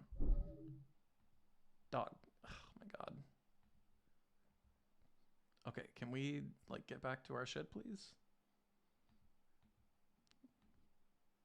Oh, nope. No, don't do that. Oh, there we go. Okay, there we go. Oh fuck, I closed the chat. Hold on. I can't see what the fuck you guys are saying. Hold on. Shit. Fuck, I don't know what you guys are saying. Hold on. Okay, pop out chat. Okay, here we go. One's in the chat. You guys want to see? We want to see Shabbos Custom Bomb. Let's get to it. All right, let's watch some Shabbos Custom Bomb. Let's see what Shabbos Custom Bomb's up to. This fucking guy. Now, actually, fun fact: I've used this video like in edits when I'm talking about him. I actually have not sat down and watched his 10-minute video on PragerU, owned by one Dennis Prager. Let me note that Dennis Prager, Jewish, responsible for the largest exodus of Jews from the Soviet Union to Israel. Let's remind that, okay? Let's see. What does he have to say? This is going to piss me the fuck off. Let's see it. I was not interested in any type of settlement where we pat Harvard on the back and pretend there was no wrongdoing. Of course there was wrongdoing. That's why we sued them to begin with. Oh my god. My name is Shabbos Kestenbaum, and this is my story. Oh, he's so lame. I'm from Riverdale, New York, and I am the sixth of seven. So my parents tried once more to sort of, correct their mistakes, and they gave up. We all have very odd names. So I'm Shabbos because I was born on the Sabbath, and the Hebrew name for Sabbath is Shabbos. My dad printed the first Tanya, which is the book of Chabad Hasidic philosophy in India. So his first child, my oldest sister, her name is India. What? I didn't know that. Wait, are you fucking kidding me? Are you fucking kidding me? No. Hold on. You can't make that up. Are you fucking kidding me? This guy, his sister was born in India. Bro, this is absolute fucking Kino. Are you kidding me? Hold on. So his sister's born in India. His fucking dad prints the first Tanya. Mind you, let me remind you guys, the Tanya, if you guys don't know, if you watched my Chabad video, you'll know exactly what I'm talking about. The Tanya is where Chabad writes about Gentiles not having souls. You guys remember that? Remember that whole bit? That's the Tanya. So his dad goes to India and prints a copy, which, okay, honestly, you know what? Actually, you know what? Maybe for India, kind of justified. I'm not gonna hate too much because maybe the Indians need to hear that. I'm gonna be honest. Sometimes you look at Indians and you're like, yeah, okay, you know what? There's only an animal soul in here. Like that's, you know what? I'll give him that one. But no, this is fucking crazy. Hold on. Okay, we're like 2 seconds in, but let's get back to Shabbos Custom Bombs biopic here. My brother was born on Independence Day for Israel. His name is Independence. And yes, we all get along. We're all very different religiously, politically, ideologically, geographically, but we all somehow make it work. My dad was born in Japan. My mom was born in England. They moved to Israel briefly, and then my dad came here 30 years ago to chase the American dream. He started a small business that he continues to lead to this day. And I grew up with an appreciation of your Jewish identity and your American identity. Oh my God, bro. But mind you, let me know, the guy just explained how literally everyone in his family was born all over the world. Okay, let's note that. He just said that. But when I make the statement that they are internationalists, when I make the statement that they are internationalists, they're rootless and not loyal, how dare I? How dare I? Right? That's a fucking offensive stereotype. You can't say that. That's terrible. But when he's on fucking PragerU and he's talking out of his ass about how his whole fucking family was born over here and over here and over there, and they're fucking everywhere talking about Israel every goddamn place they go. Well, no, that's not international. That's fine. The fuck out of here with this bullshit, bro. I hate this motherfucker. They are not in tension or in contradiction with each other. In fact, they're actually quite complementary. I never felt, as an American, a sense of other. Oh the American spirit is definitely very, very, yeah, you're absolutely. League of Vault. So I never felt that my identity and the American identity were that different from one another. Mostly because we turned the American identity into whatever we wanted through political lobbying. And so, I fit right in America because I forced my way in utilizing organized crime with people like Maya Lansky, and now I get to decide what the government does. The fuck out of here. I can't, you know what? I'm sorry. We can't sit here and watch this. I hate this fucking guy. I'll just be sitting here to like every 5 seconds interrupting, being like, I fucking hate you. Like, I don't like this guy.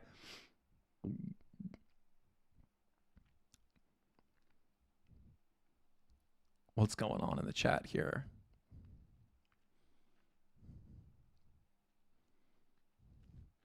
Dog, who is this Dylan guy? Why are you okay, people are such goyim, bro.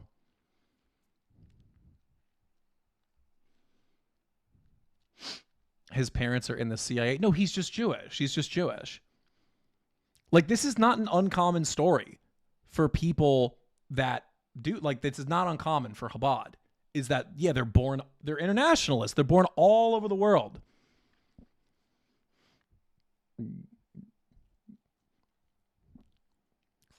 Do you prefer Shabbos or Jummah?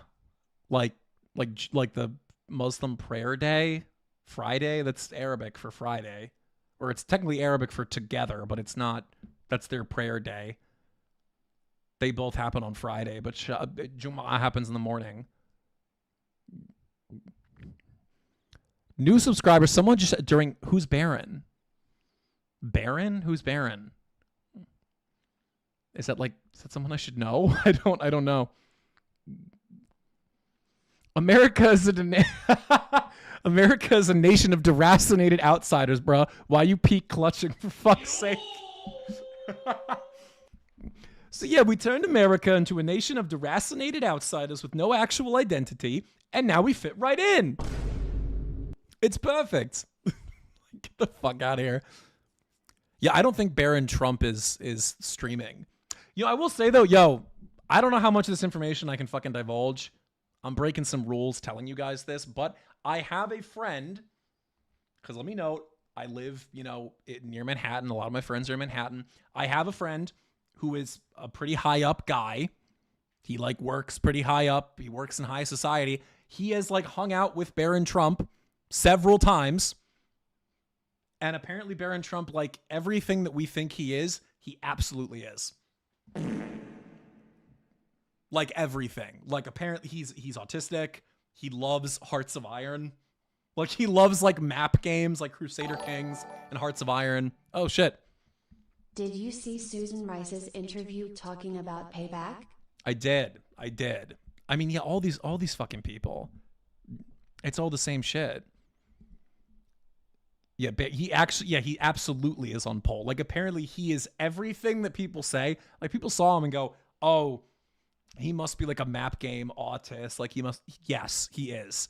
Like he 1000% is apparently. And apparently he's very funny and he can speak Slovenian. That's what I've heard. I haven't met him. I mean, this friend of mine, he's always inviting me to like crazy shit. So maybe one of these days he'll invite me to go hang out with Baron. If he does, 1, yes, fucking obviously I'm going to go. 2, I will absolutely be asking him every question you people have. Oh my God. My tummy's showing. A little scandalous over here. Oh my goodness.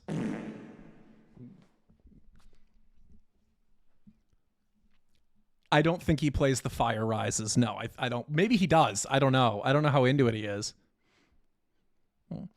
Mayflower mayonnaise marauders forgetting they're rootless beneficiaries of internationalism.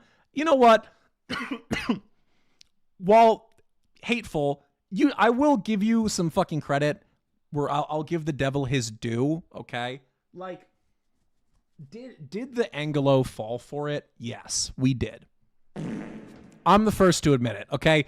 Did the Anglo fall for the tricks of the rootless internationalist? Yes, we did. I'll admit it. I'll fucking admit it, okay? I will admit it. We did. We set up America, and we invited people, and we're like, hey, we're going to have this cool secular enlightenment experiment, and we're going to have a fun time, and it's going to be great, and everybody will become part of this great experiment. And what did we do? We let them in. We did do that. And it fucked us in the end. And you know what? I'll give you that one. We did it.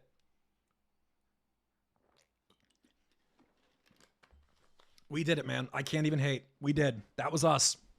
That's my body. We did that. I'm not even going to hate.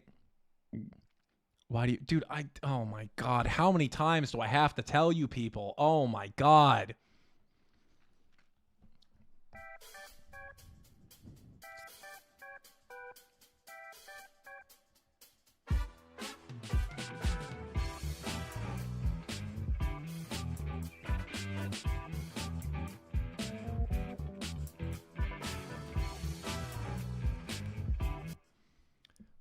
How many times do I have to tell you that? What are your thoughts on the 19th? Thank you for the super chat. Do you mean the 19th Amendment? Terrible idea. Terrible idea. Terrible idea. That's not even a fucking question. It's a horrific idea. Are you kidding me? You know what? I'm actually going to you know what? Let me spit a take on this, okay? I'm leaning back for this one because I'm really about to fucking spit on this one, okay? My fucking problem... Also, the microphone's not moving too much, right? Like, I sound fine holding it here? Okay. Now, fucking the 19th, okay? Here's the problem with voting in America. Not... Converting to Judaism and moving to Israel under the law of return. That's based. We're all, 2026, we are Jew maxing. We are absolutely doing that. Yes, we, all of us here in this live, we are converting to Judaism and moving to Israel under the law of return. No one can stop us. We're doing it big time. All of us. We need to be Aliyah maxing. We need to be Jew maxing all 2026. The Goyim, get the fuck out of here. The Gentiles, get the fuck out of here. All that shit, no. We are fucking converting to Judaism. We are saying the Shema. Bro, I'm playing Victoria 3 right now because map games are based and you should join the collective autism that is playing mappies. Cool face emoji with MP. Thank you for the super chat. No. Let me explain why. So I've tried the map games. I've tried playing Crusader Kings. I'm a little autistic, clearly. I think we all know that. I'm not that autistic. I'm not. I'm not that autistic. It is beyond me, okay? Civ 6 is about as complicated as I can get. Civ 6 is about as complicated. Like, and even then, I'm playing Civ 6 sometimes, which is like the easiest and most cartoonish Civ that they have ever made. And even then I'm playing it and I'm like, dude, what the fuck is going on? These map games, this shit is completely out of my grasp. I have no idea how to play it. I've tried playing them. I gave it a fucking shot. Wasn't for me. I didn't get it. I had no idea what was going on. Whatever, you know. So, William, are you pretty chill with Muslims? Seems like you are. I would say that I am. I just think you guys need to fucking behave. What do I mean by that? Okay, I'll say this, right? I have a certain Anglo spirit, and I do believe in the sort of like Jeffersonian idea of establishing pluralism. I do, in a way, I do. I obviously don't want America to become a Muslim country, but I don't want it to be, I don't want to make the Christian Taliban either, okay? However, and mind you, I don't think, like, we clearly don't have an Islam problem in America. That's Israeli propaganda, right? Everyone knows that. However, I will say, Muslims in America, you need to learn how to fucking behave. You need to learn how to behave. You need to learn how to behave. Like, I see these Muslims having Tarawih prayer in Times Square. Who do you think you are helping with that? Be honest with me. Be fucking for real. Who do you think you are helping with that? In a time in which a fucking $1 trillion propaganda outlet, the largest propaganda machine ever fucking conceived, is against you. That being the Israeli propaganda machine. At a time in which that's happening, you idiots decide to go to fucking Times Square in front of the whole goddamn world and do your fucking foreign prayers in front of everyone. Are you an idiot? Are you an idiot? Like, just don't do that. Just behave. How would you describe your phenotype? You kind of look like an owl. I like that. I could, thank you for the super chat. I would say I'm more like a bear. I'm not being the allegations. That sounds so gay. Hey, yo. No, I'm kind of like a bear. I mean, this shirt is oversized, so I look a little bit bigger than I am, but I kind of have like a bear phenotype. But I do kind of see the owl because the glasses and my face is kind of like weirdly round. I see what you're saying. But, no, back to what I was saying. Dude, no, they need to fucking behave, okay? It is a huge fucking problem. Like, dude, you know what you're doing. Like, don't play fucking dumb. Don't play dumb. Because I see the Muslims go, well, what? We can't pray? It's like, buddy, you know what you're doing. Like, do you think we're fucking stupid? Like, you know what you're doing. You know how I know? It's because if I go to the fucking UAE, if I go to Dubai, if I go to Qatar, they're not doing that. If I go to a Muslim country, they're not lining up in the fucking street to do that. You're doing that in the West because you're trying to say, we're here. And I get that. Your countries were humiliated by the West. I get that. You got fucking owned. And so there's this kind of weird, like, masculinity thing going on there. And so they want to, like, establish themselves. I get it, okay? But all you're doing is making enemies, okay? All you're doing is making enemies. That's all you're doing. And I promise you, there are not enough of you to make enemies out of people. There's not. You don't have enough of you. You don't. And by the way, and you might say, oh, the white thing is declining and there's more immigrants. Yeah, the immigrants that are coming in from devout Catholic countries. They fucking hate you. Like you understand, only people like me, like fucking founding stock Anglos, we are the only people who would take a step back and go, well, we should consider their perspective and we should, maybe try to live with them and we can learn from them and they can learn from us and blah, blah, blah. Dog. Do you think fucking Jesus Rodrigo Valencia, do you think him, the fucking Catholic nationalist from Guadalajara, you think that fucking guy is going to see you praying in the street and go, wow, we should definitely have a dialogue? No, he's going to want to fucking kill you. Are you an idiot? Like, just fucking behave. Just have your fucking dad's smoke shop, okay? Open up your fucking car detailing place, open up your hookah bar, and just be normal. It's fine. Have you watched Count Dankula's video about how Dune caused 911? I have not, but I believe that. And I like Count Dankula. He's very funny. He did a thing though recently with Empath Chan, and she fucking hates me, but that is pretty funny. But you know, if people in the chat are agreeing, dude, I'm just saying, just behave. Just fucking behave. Like, this is why, you know who I like? And you know what the fucking problem is? People go, oh my God, look at these Muslim migrants doing this. No.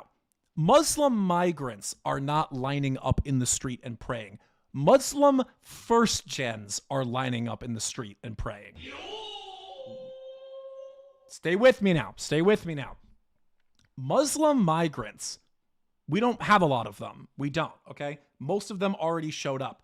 It's not them who do that. Muslim migrants are some of the most fucking auspicious, very like stay out of your way type people. If you ever met like a Muslim migrant who comes from like Iraq or Afghanistan or whatever, you know, and you bump into one of them, if you're white, they'll be like, I'm so sorry. Oh my God, they're the most fucking auspicious, we are guests here type people you've ever met.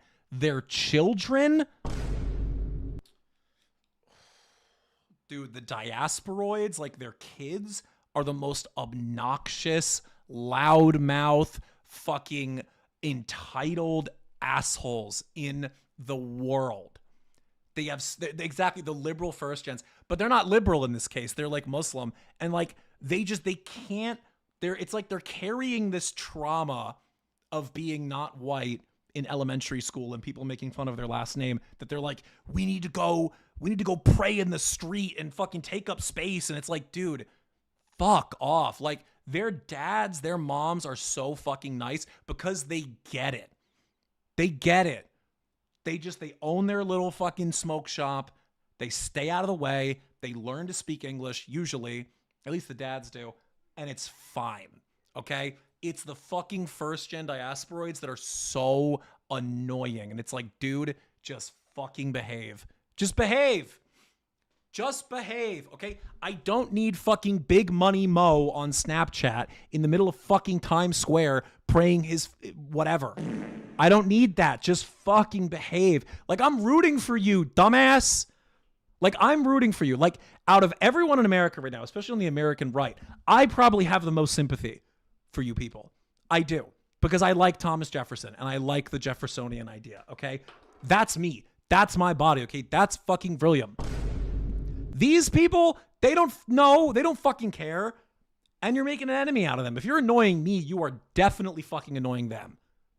I'm just saying, if you're annoying me, you are absolutely annoying them.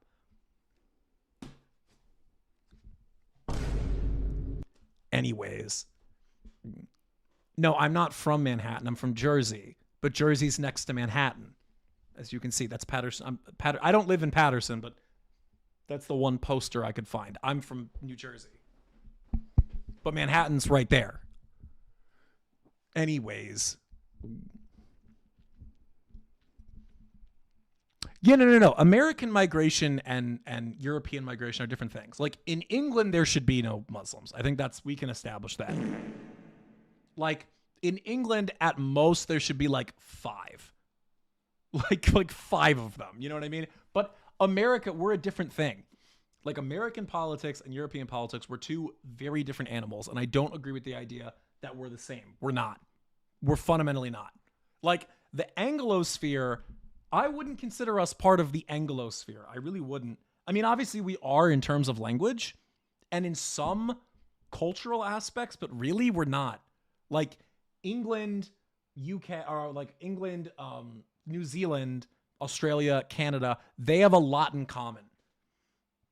I mean, they're Commonwealth countries. Meanwhile, we're not. We had a revolution. We broke off like a long time ago. We're a very different thing. Oh God, I gave money to a New Jersey Jew. Yeah, you did. Hey, thank you, Yingala. Thank you, Mr. Mensch. Thank you, Yingala. Your shekels are very appreciated, Yingala. No, I am from Jersey, but I am a Gentile, born and raised. I'm uncircumcised and everything. I mean, hey, whoa, okay. We got to go on Rumble for that, you know? You got to pay extra for that. But no, I am not a Jew. But you know, it's crazy. It's like, dude, just be fucking normal. No, NJ's great. Dude, NJ fucking rules. NJ's the best state in the union. Every other state is cope. NJ's great. And obviously, I am a patriot. I am an American nationalist. I will say, though, if New Jersey was like, we want to secede, I would completely support New Jersey. Sorry, 1 second, folks. What is going on here? What's happening?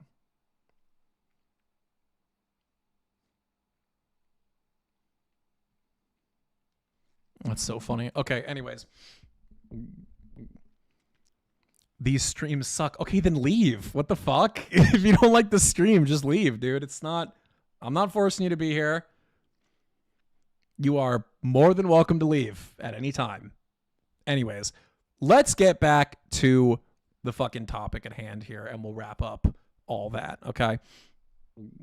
What did I miss from your China stream? I just gave a history on China. But we're about to get back to the history of India. Let's get back to it, folks. All right. Lock the fuck in. We're getting back on it. Folks, it's time. We're getting... No, not that. Hold on.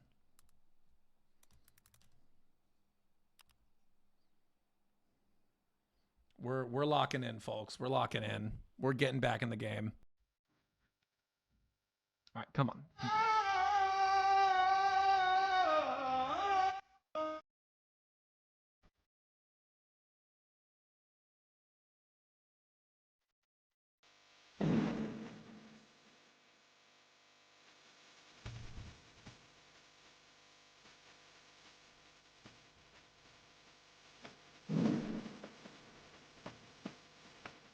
All right. Enough of that. That's stupid. Okay, anyways, we're getting back to the story. Okay, now, our story left off basically at the rise of a very, very important political figure. That figure being one, oh my God, every time I see this guy, he's just so funny looking. One Narendra Modi, ladies and gentlemen. Narendra Modi. Folks, this is very important figure. Now, as I said before, Hindutva ideology, after the whole Pakistan thing, after the whole Khalistan, war, basically, whatever, it starts to gain popularity, but it's still pretty fringe, okay? However, all of that changes under this fucking guy. This is Narendra Modi. Narendra Modi, I should put a photo of him on the screen. Oh God, he's so dude, he's so fucking creepy looking. Hold on. Look at this shit. Oh my God, look at this guy. Oh, he's so intense, Anyways, that's Narendra Modi, okay? Oh, whoops. God damn it. Okay. I meant to delete that.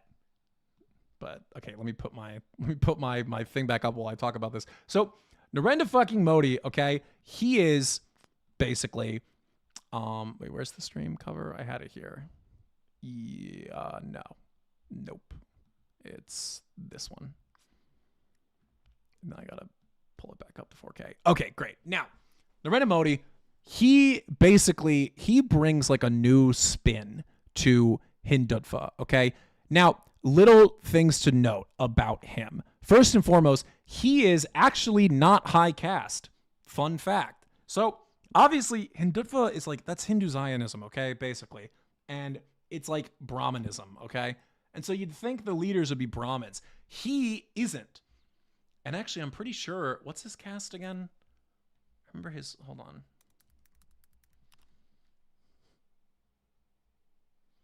He's not a Dalit. That'd be crazy. Yeah, they're not. What is it? Narendra Modi. I'm blanking on what it is, but he's not a Brahmin, okay?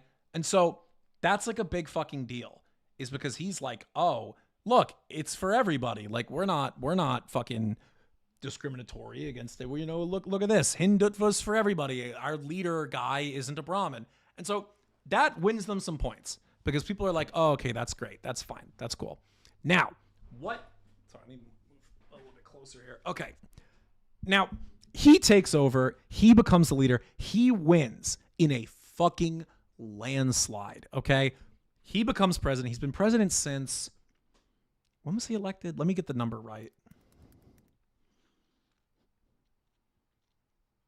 He was the chief minister from 2001 to 2014, and then in 2014, he was elected. So, wow, he's been for over 10 years. So he's been president for a while.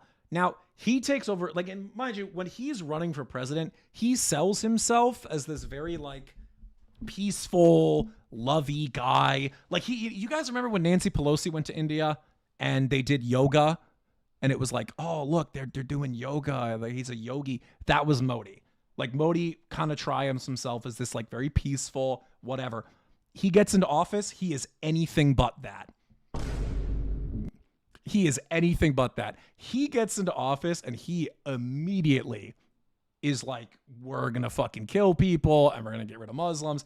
And the thing about Modi is that Modi operates the BJP almost like a mafia. Now, what do I mean by that? So Modi doesn't really explicitly say that much crazy shit, okay? He doesn't. But all of his underlings, all the people that he puts into local offices, they are insane. What do I mean by that? I'll give you guys a great example. I think it was Vice who made it.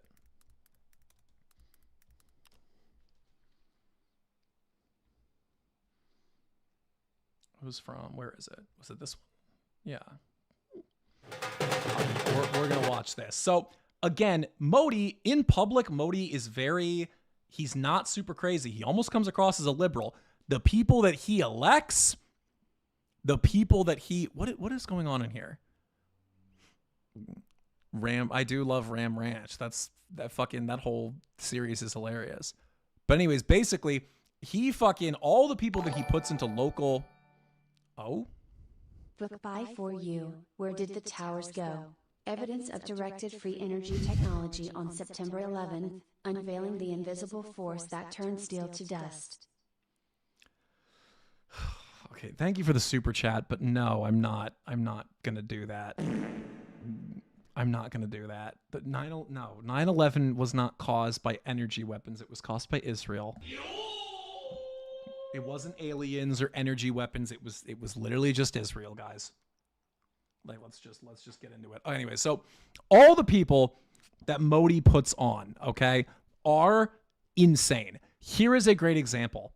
Now, one of the things, so you have to understand, the BJP can't outright be like, oh, we hate Muslims or whatever, right? They can't do that. And so they've come up with all these weird, like, excuses to dislike them.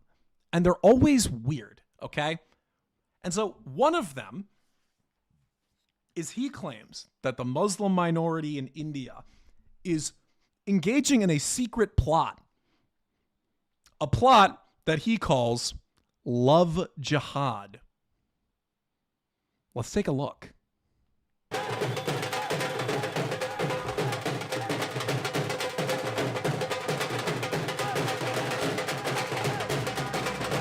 हम लोगों ने एक शादी arrange की है और ये एक लव जिहाद का मामला था तो जिससे हमने उस लड़की को मुक्त कराया है तो हर महीने एक आध तो शादियां हम लोग करवाते हैं लड़कियों की ला करके Harshvardhan Singh and his group believe in a conspiracy theory called love jihad. They say Muslim men are hatching a plot to make India into an Islamic state by seducing and marrying Hindu women and forcing them to convert religions. Months before her Hindu wedding, this woman was in a relationship with a Muslim man.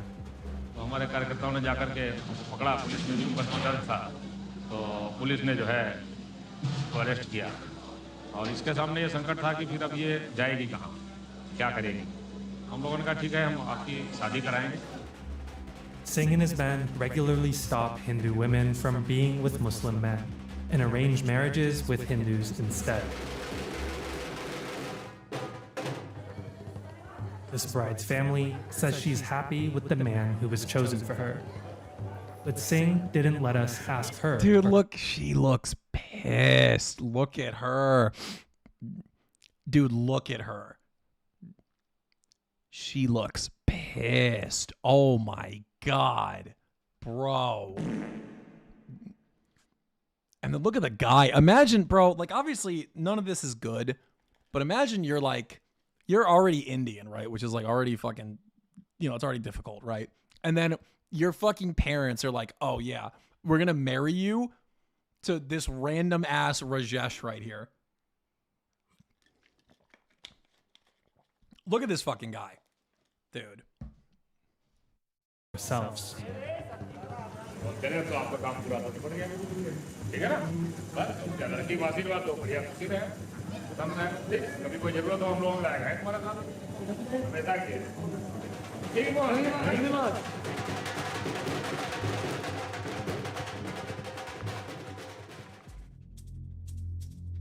Singh is from Uttar Pradesh, India's most populous state. He and his men are Hindu nationalists. Hindu ना कभी झुका था ना झुकेगा जय श्री राम जय Shri Ram For more than 2 decades, he's worked for a fundamentalist organization called the Vishwa Hindu Parishad. Singh Mentioned that earlier. Remember that. I mentioned that earlier. That was the organization. Remember when I said that they started a bunch of different organizations? That's the religious outfit. Remember? I said Hindutva has all these different organizations, has the political party, the paramilitary group. This is the religious group. Take note of that. now leads his district's chapter. पूर्व काल में तलवार की दम पर इस्लाम आगे बढ़ा और कई प्रकार के जिहाद करके वो आपकी जनसंख्या को घटा करके और अपनी जनसंख्या को बढ़ा करके इस देश पर कब्जा करना चाहते हैं। वो कभी आपके भाईजान नहीं हो सकते हैं, वो आपके दुश्मन है तो वो हमेशा आपके साथ दुश्मनी ही करेंगे, हमेशा आपके साथ जो है गलत काम ही करेंगे, गलत ही सोचेंगे, आपका अपमान ही करेंगे। इसलिए हमको आपको सबको समाज को जागरूक करना है। जय मां भवानी, जय भवानी, जय मां भवानी, जय मां Bhavani. This isn't some fringe vigilante group. It's an important wing of the Rashtriya Swayamsevak Sangh, or RSS, the country's largest Hindu nationalist organization. For almost a century, the RSS has been working to make India into a Hindu state, rather than a secular democracy. They've never been as influential as they are now.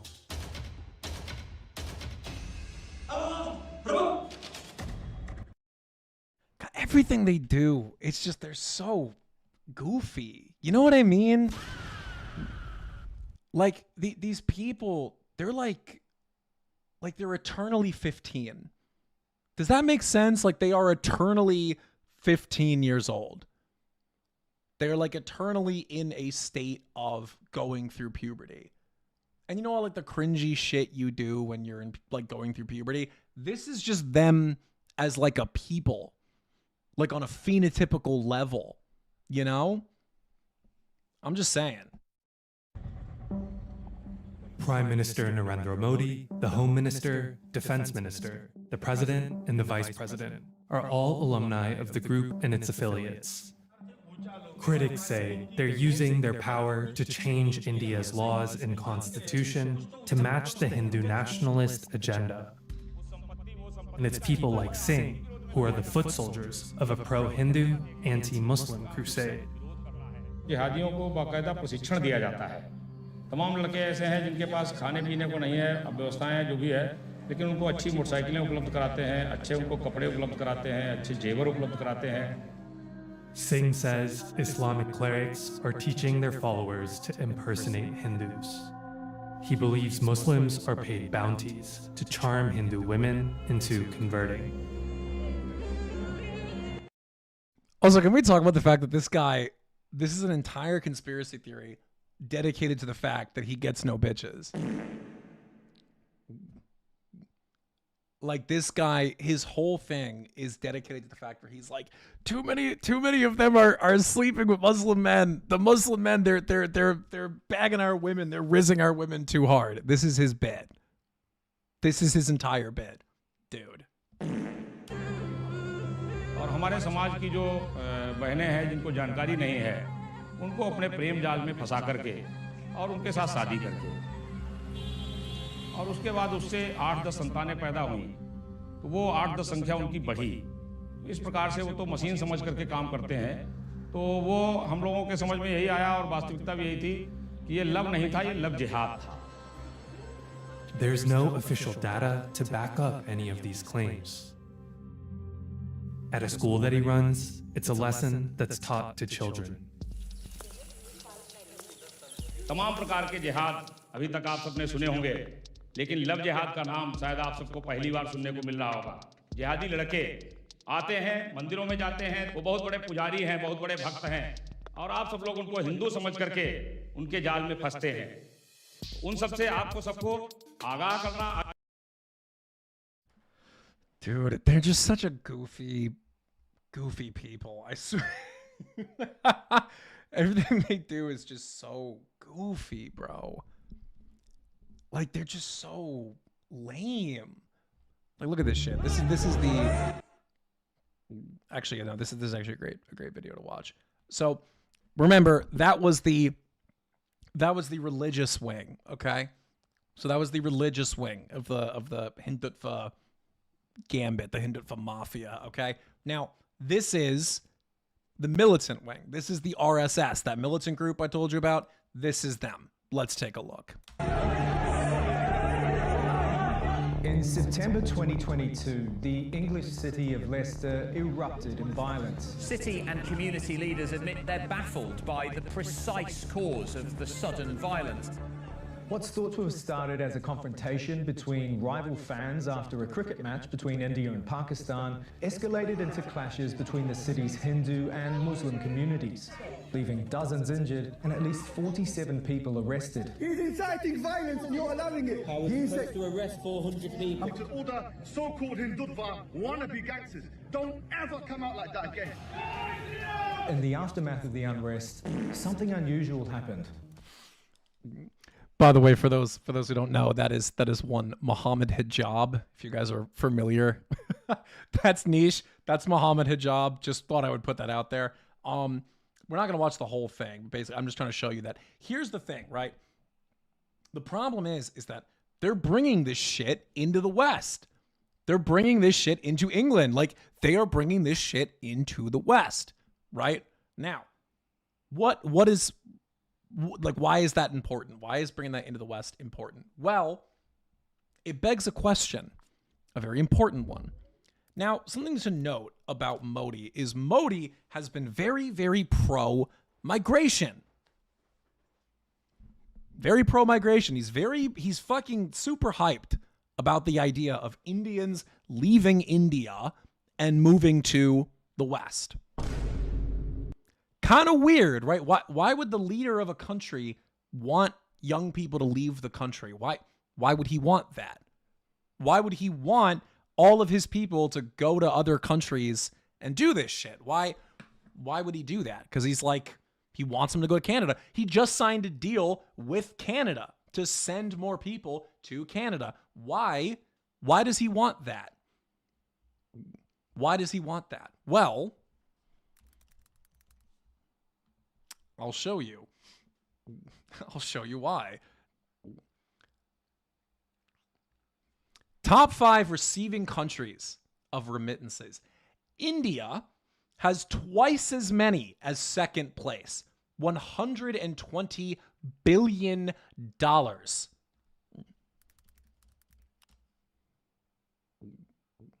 India's GDP is, where was it?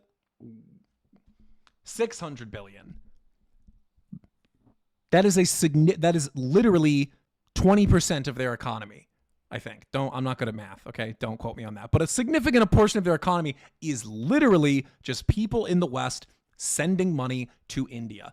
That is a significant part of their economy. Now, what's the issue with that? Well, number one, they're taking our money and sending it home. Two, why are they able to get away with this? We talked about this a little bit. I talked about it on Twitter just a little bit and in the China episode, I talked about it a little bit. Now, one of the things that's happening in the West right now is that we are leaving China as the manufacturing hub. We know this, right?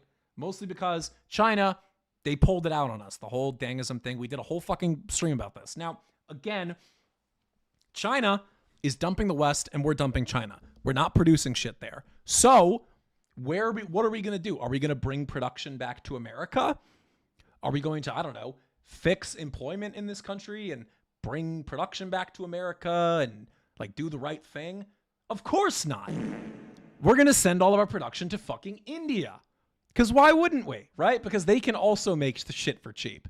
And actually, they can do it for cheaper than China because Indians really don't mind living in like actual garbage. And so this is a huge problem.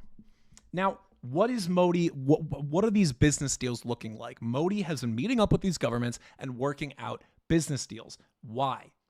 He says, we'll let you produce stuff here. We'll let you produce X amount of commodities here. But in exchange, you have to let X amount of Indians into your country. Why is he doing that? They are literally running an international remittance scam on the entirety of the West. On the entirety of the West. All of us. And this is why you're like, because you asked the question, man, like, why the fuck is Canada letting in all these, like, it's, you see what Canada looks like with all these Indians, and all you can think to yourself is, man, like, that, why would anyone want that? Like, that looks terrible. Who approved this? Like, even the liberals are like, we don't want this. It's because the fucking internationalist class, the capitalist class, the fucking whatever class, the productive class, these assholes are signing these deals without fucking asking us so that they can get cheap production. And in exchange, we get fucked. We get fucked. We get nuked with these people.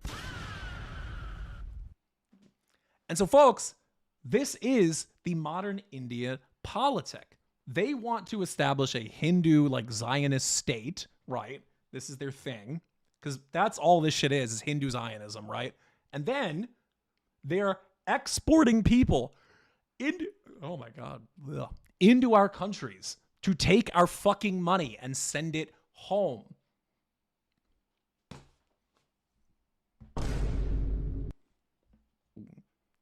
Can you fucking believe that? Can you believe that? Yes, it is Timu Zionism. It is Timu Zionism. And actually, this is why they fucking love Israel. Now, mind you, they love Israel because, one, they think that Jews are white. And these people, like, you have to understand, the relationship between especially Hindu nationalists and white people is a really, really weird one. It's a really, really weird relationship because on the one hand, right, they have this kind of relationship where they're like, oh, we hate white people because they colonized us and yada, yada, yada.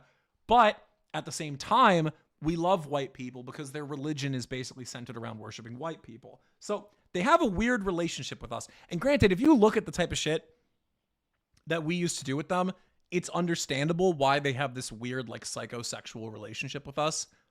Like, somebody wanted me to point out,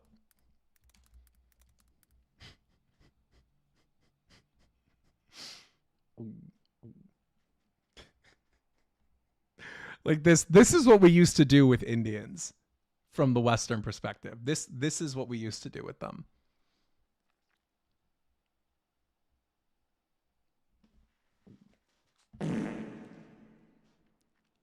The jam boy was first introduced as early as the 1800s when the British Empire occupied India. When the British gentry wanted to play golf, they would have two men, the caddy, and a jam boy. The jam boy's sole purpose was to keep mosquitoes away from the golfer. To do this, the jam boy would cover himself in jam to attract mosquitoes away from the players. When the game was over, the jam boy got to keep the jam he was wearing to take home to his family.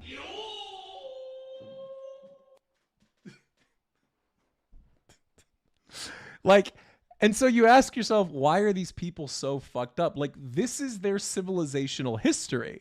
And so this is why they have this weird, like, psychosexual, weird inferiority complex with the West and why they are so willing to do horrific things, because they have this really, really weird position towards us. Yeah, new slur just dropped. Fucking jam boys. Yo, call Vivek Ramaswamy a jam boy. Dude, we're cooked. And I did a whole clip. Actually, I did a whole video. You know what? I'm actually going to pull that up. And we're probably going to wrap up relatively soon. But so if you want to get a super chat in, now's your time. Get your super chats in.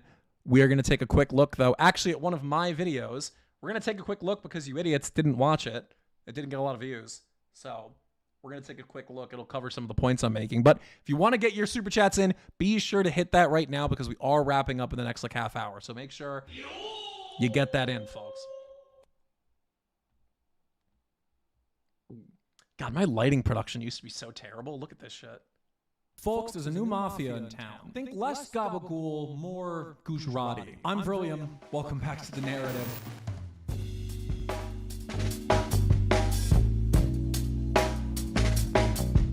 Folks, be sure to subscribe and hit the bell to get notified whenever I make a new post. Let's jump in. Indian Americans. An interesting new group that everyone seems to have some kind of experience with. I don't think I'm the first to notice that, our tech industry, a lot of our corporate jobs are starting to become very, very noticeably Indian. And this makes sense. I mean, I remember being a kid and seemingly every single show, whether it was a cartoon or a kid sitcom, all of them seem to have an Indian character.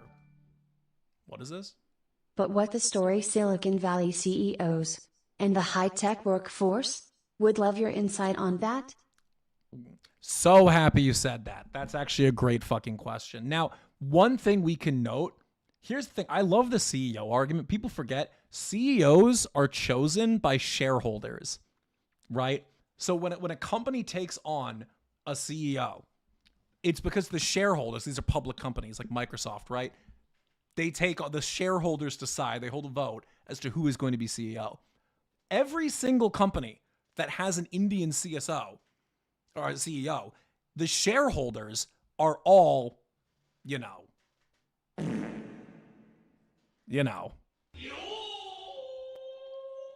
from the tribe, so to speak.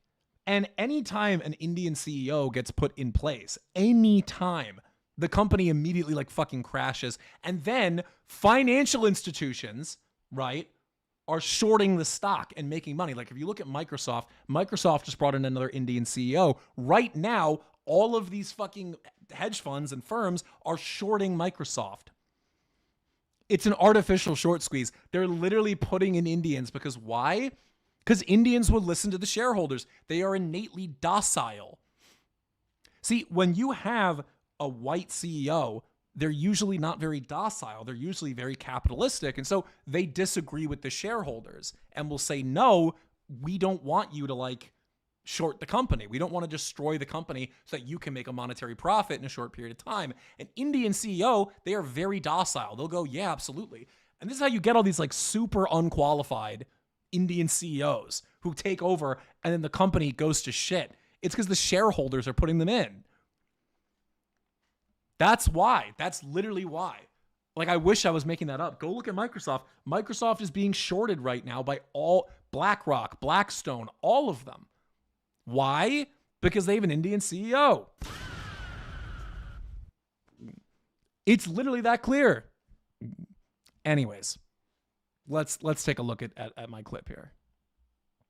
Who was studious, hardworking, nerdy, but lovable. But now, my generation's grown up, and judging by their employment rate, it seems like they stayed with that trend of being studious and industrious. Except that might not be true. Thanks to the work of several internet sleuths, all I will credit throughout the video, we've discovered some unsettling secrets about the Indian hiring circuit. With all this talk in the media right now about Somali scams, about funneling government funds, private funds, Seems like people are starting to notice that there might be a problem with how our workplace immigration system works, and yet seemingly no one is getting to the root of the problem of H-1B. For those who don't know, H-1B is basically a work visa program. It's a temporary visa given to highly skilled workers from overseas. It was initially introduced to make up for workforce deficiencies in highly skilled areas. Think engineering, software development, government expert positions, stuff like that. But since its creation, it's exploded in use. So much so that the government has attempted to reform it several times, but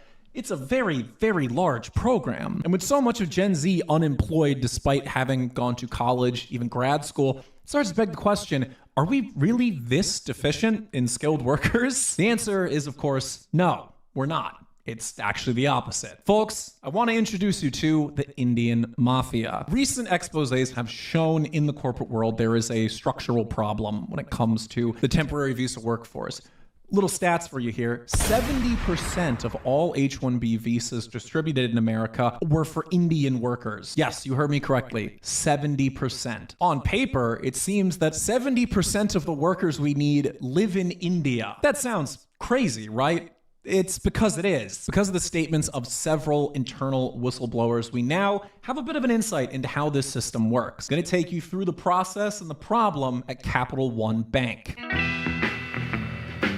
We all know Capital One, big mega corporation, banking, the type of corporate structure that Kafka-esque doesn't even begin to describe. I mean, this is a gigantic company. It's in that bureaucracy that this problem thrives. And this is only one great example of this happening in several major companies, but let's take a look at how it works. Several decades ago, as Indians were first coming to this country, we had a very limited amount of them. Usually those who were of the higher caste, who were from the higher parts of Indian society, and thus had the money to be able to come to America. You can see this if you look up the Capital One executives page and just how many managers and executives are Indian. Now, this is where the scam begins. Now that all of the hiring decisions are in the hands of Indian executives and Indian managers, what is formed is basically a cottage industry of funneling workers into America, what's called a body shop. Now, the body shops, basically, their entire goal is to get people into tech jobs. Because of the size of a company like Capital One, they can't scope out and certify every single consultancy that they're hiring. And so the top people, the CEO, people with the money, they're not able to look through all of these files. Much of the time, consultancies just bill Capital One and the money comes in without any interaction. And so those consultancies get picked by executive positions, by managers, who we just figured out are Indian. And so now the consultancy firms that they're hiring to bring workers into the company come from the which companies. Now, which stands for Wipro, Infosys, TCS, Cognizant, and HCL Tech, all of which are Indian owned, Indian operated, and heavily Indian staffed, so much so that Cognizant literally had a civil rights case taken against them for workplace racial discrimination against white people. Now, these body shops, it doesn't stop there. What these body shops then do, because they're all Indian owned, is they subcontract, meaning they'll get the contract from Capital One and then they'll subcontract it. They'll find somebody else to fulfill the order. This is where companies like Tech Mahindra come in place. They're offshoring this to Indian firms. So just to repeat, Capital One contracts which then they contract firms in India, basically acting as a buffer between Capital One and Indian staffing firms in India. Then the which companies apply contracting fees to Capital One, and they charge them, let's say, $150 an hour. It's been shown that most of that money becomes a kickback, usually given to somebody at Capital One. And so it kind of works like a pyramid scheme.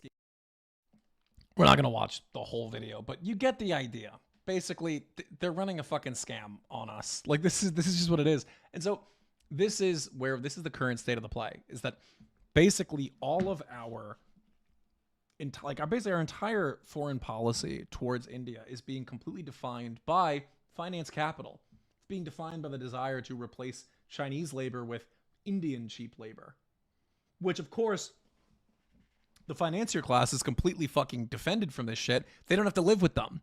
Meanwhile, we would have to. And so this is the final stage of the play. And this is why, by the way, you'll hear all of these MAGA influencer assholes talk up and down about, fucking, it's the Muslim takeover. Sharia law is coming to the USA. It's the Muslim takeover.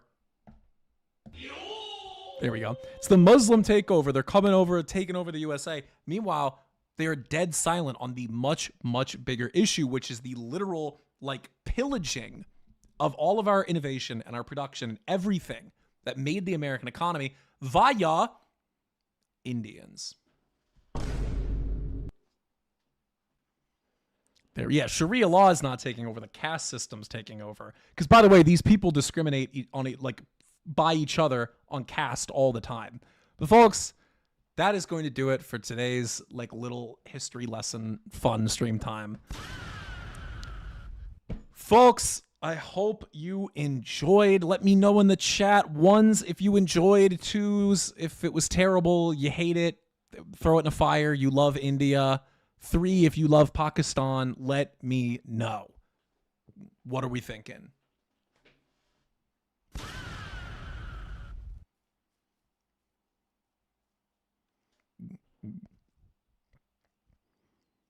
You missed it? Dog, I fucking said on 8 different posts, 7 p.m.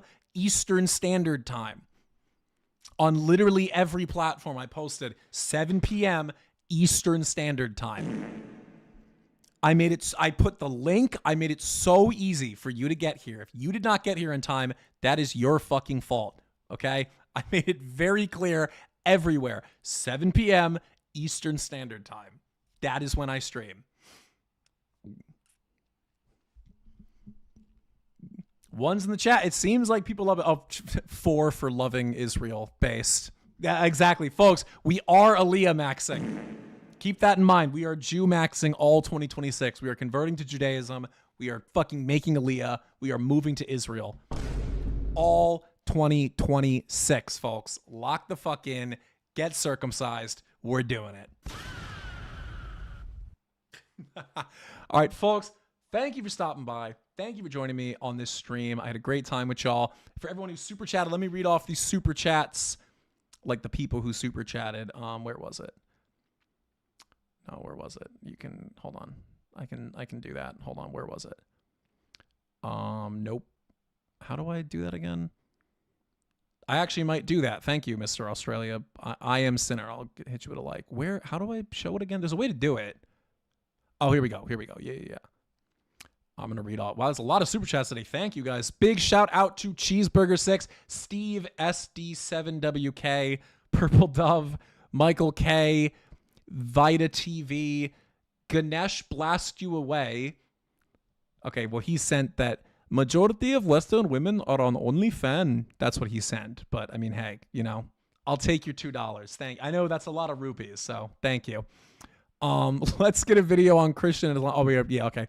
Swift Currents, thank you. Thomas Cheshire, thank you. Hate Speaker Sargon of Akkad, Focus 6016.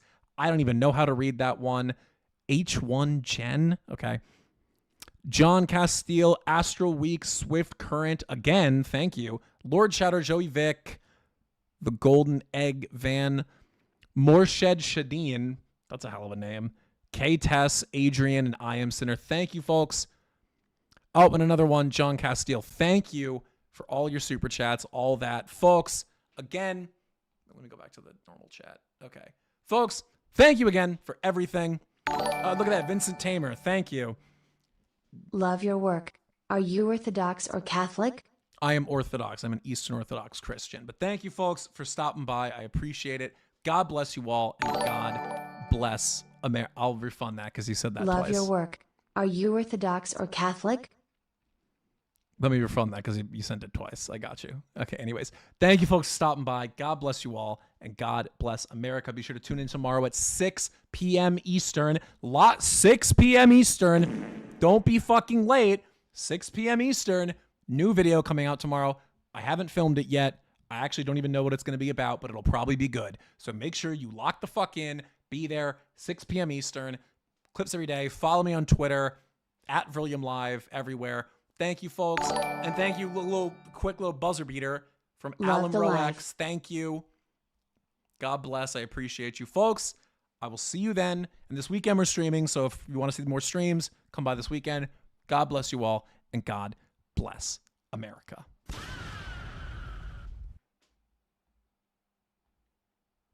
How do I stop the... Okay. There we go. Hold on. There we go.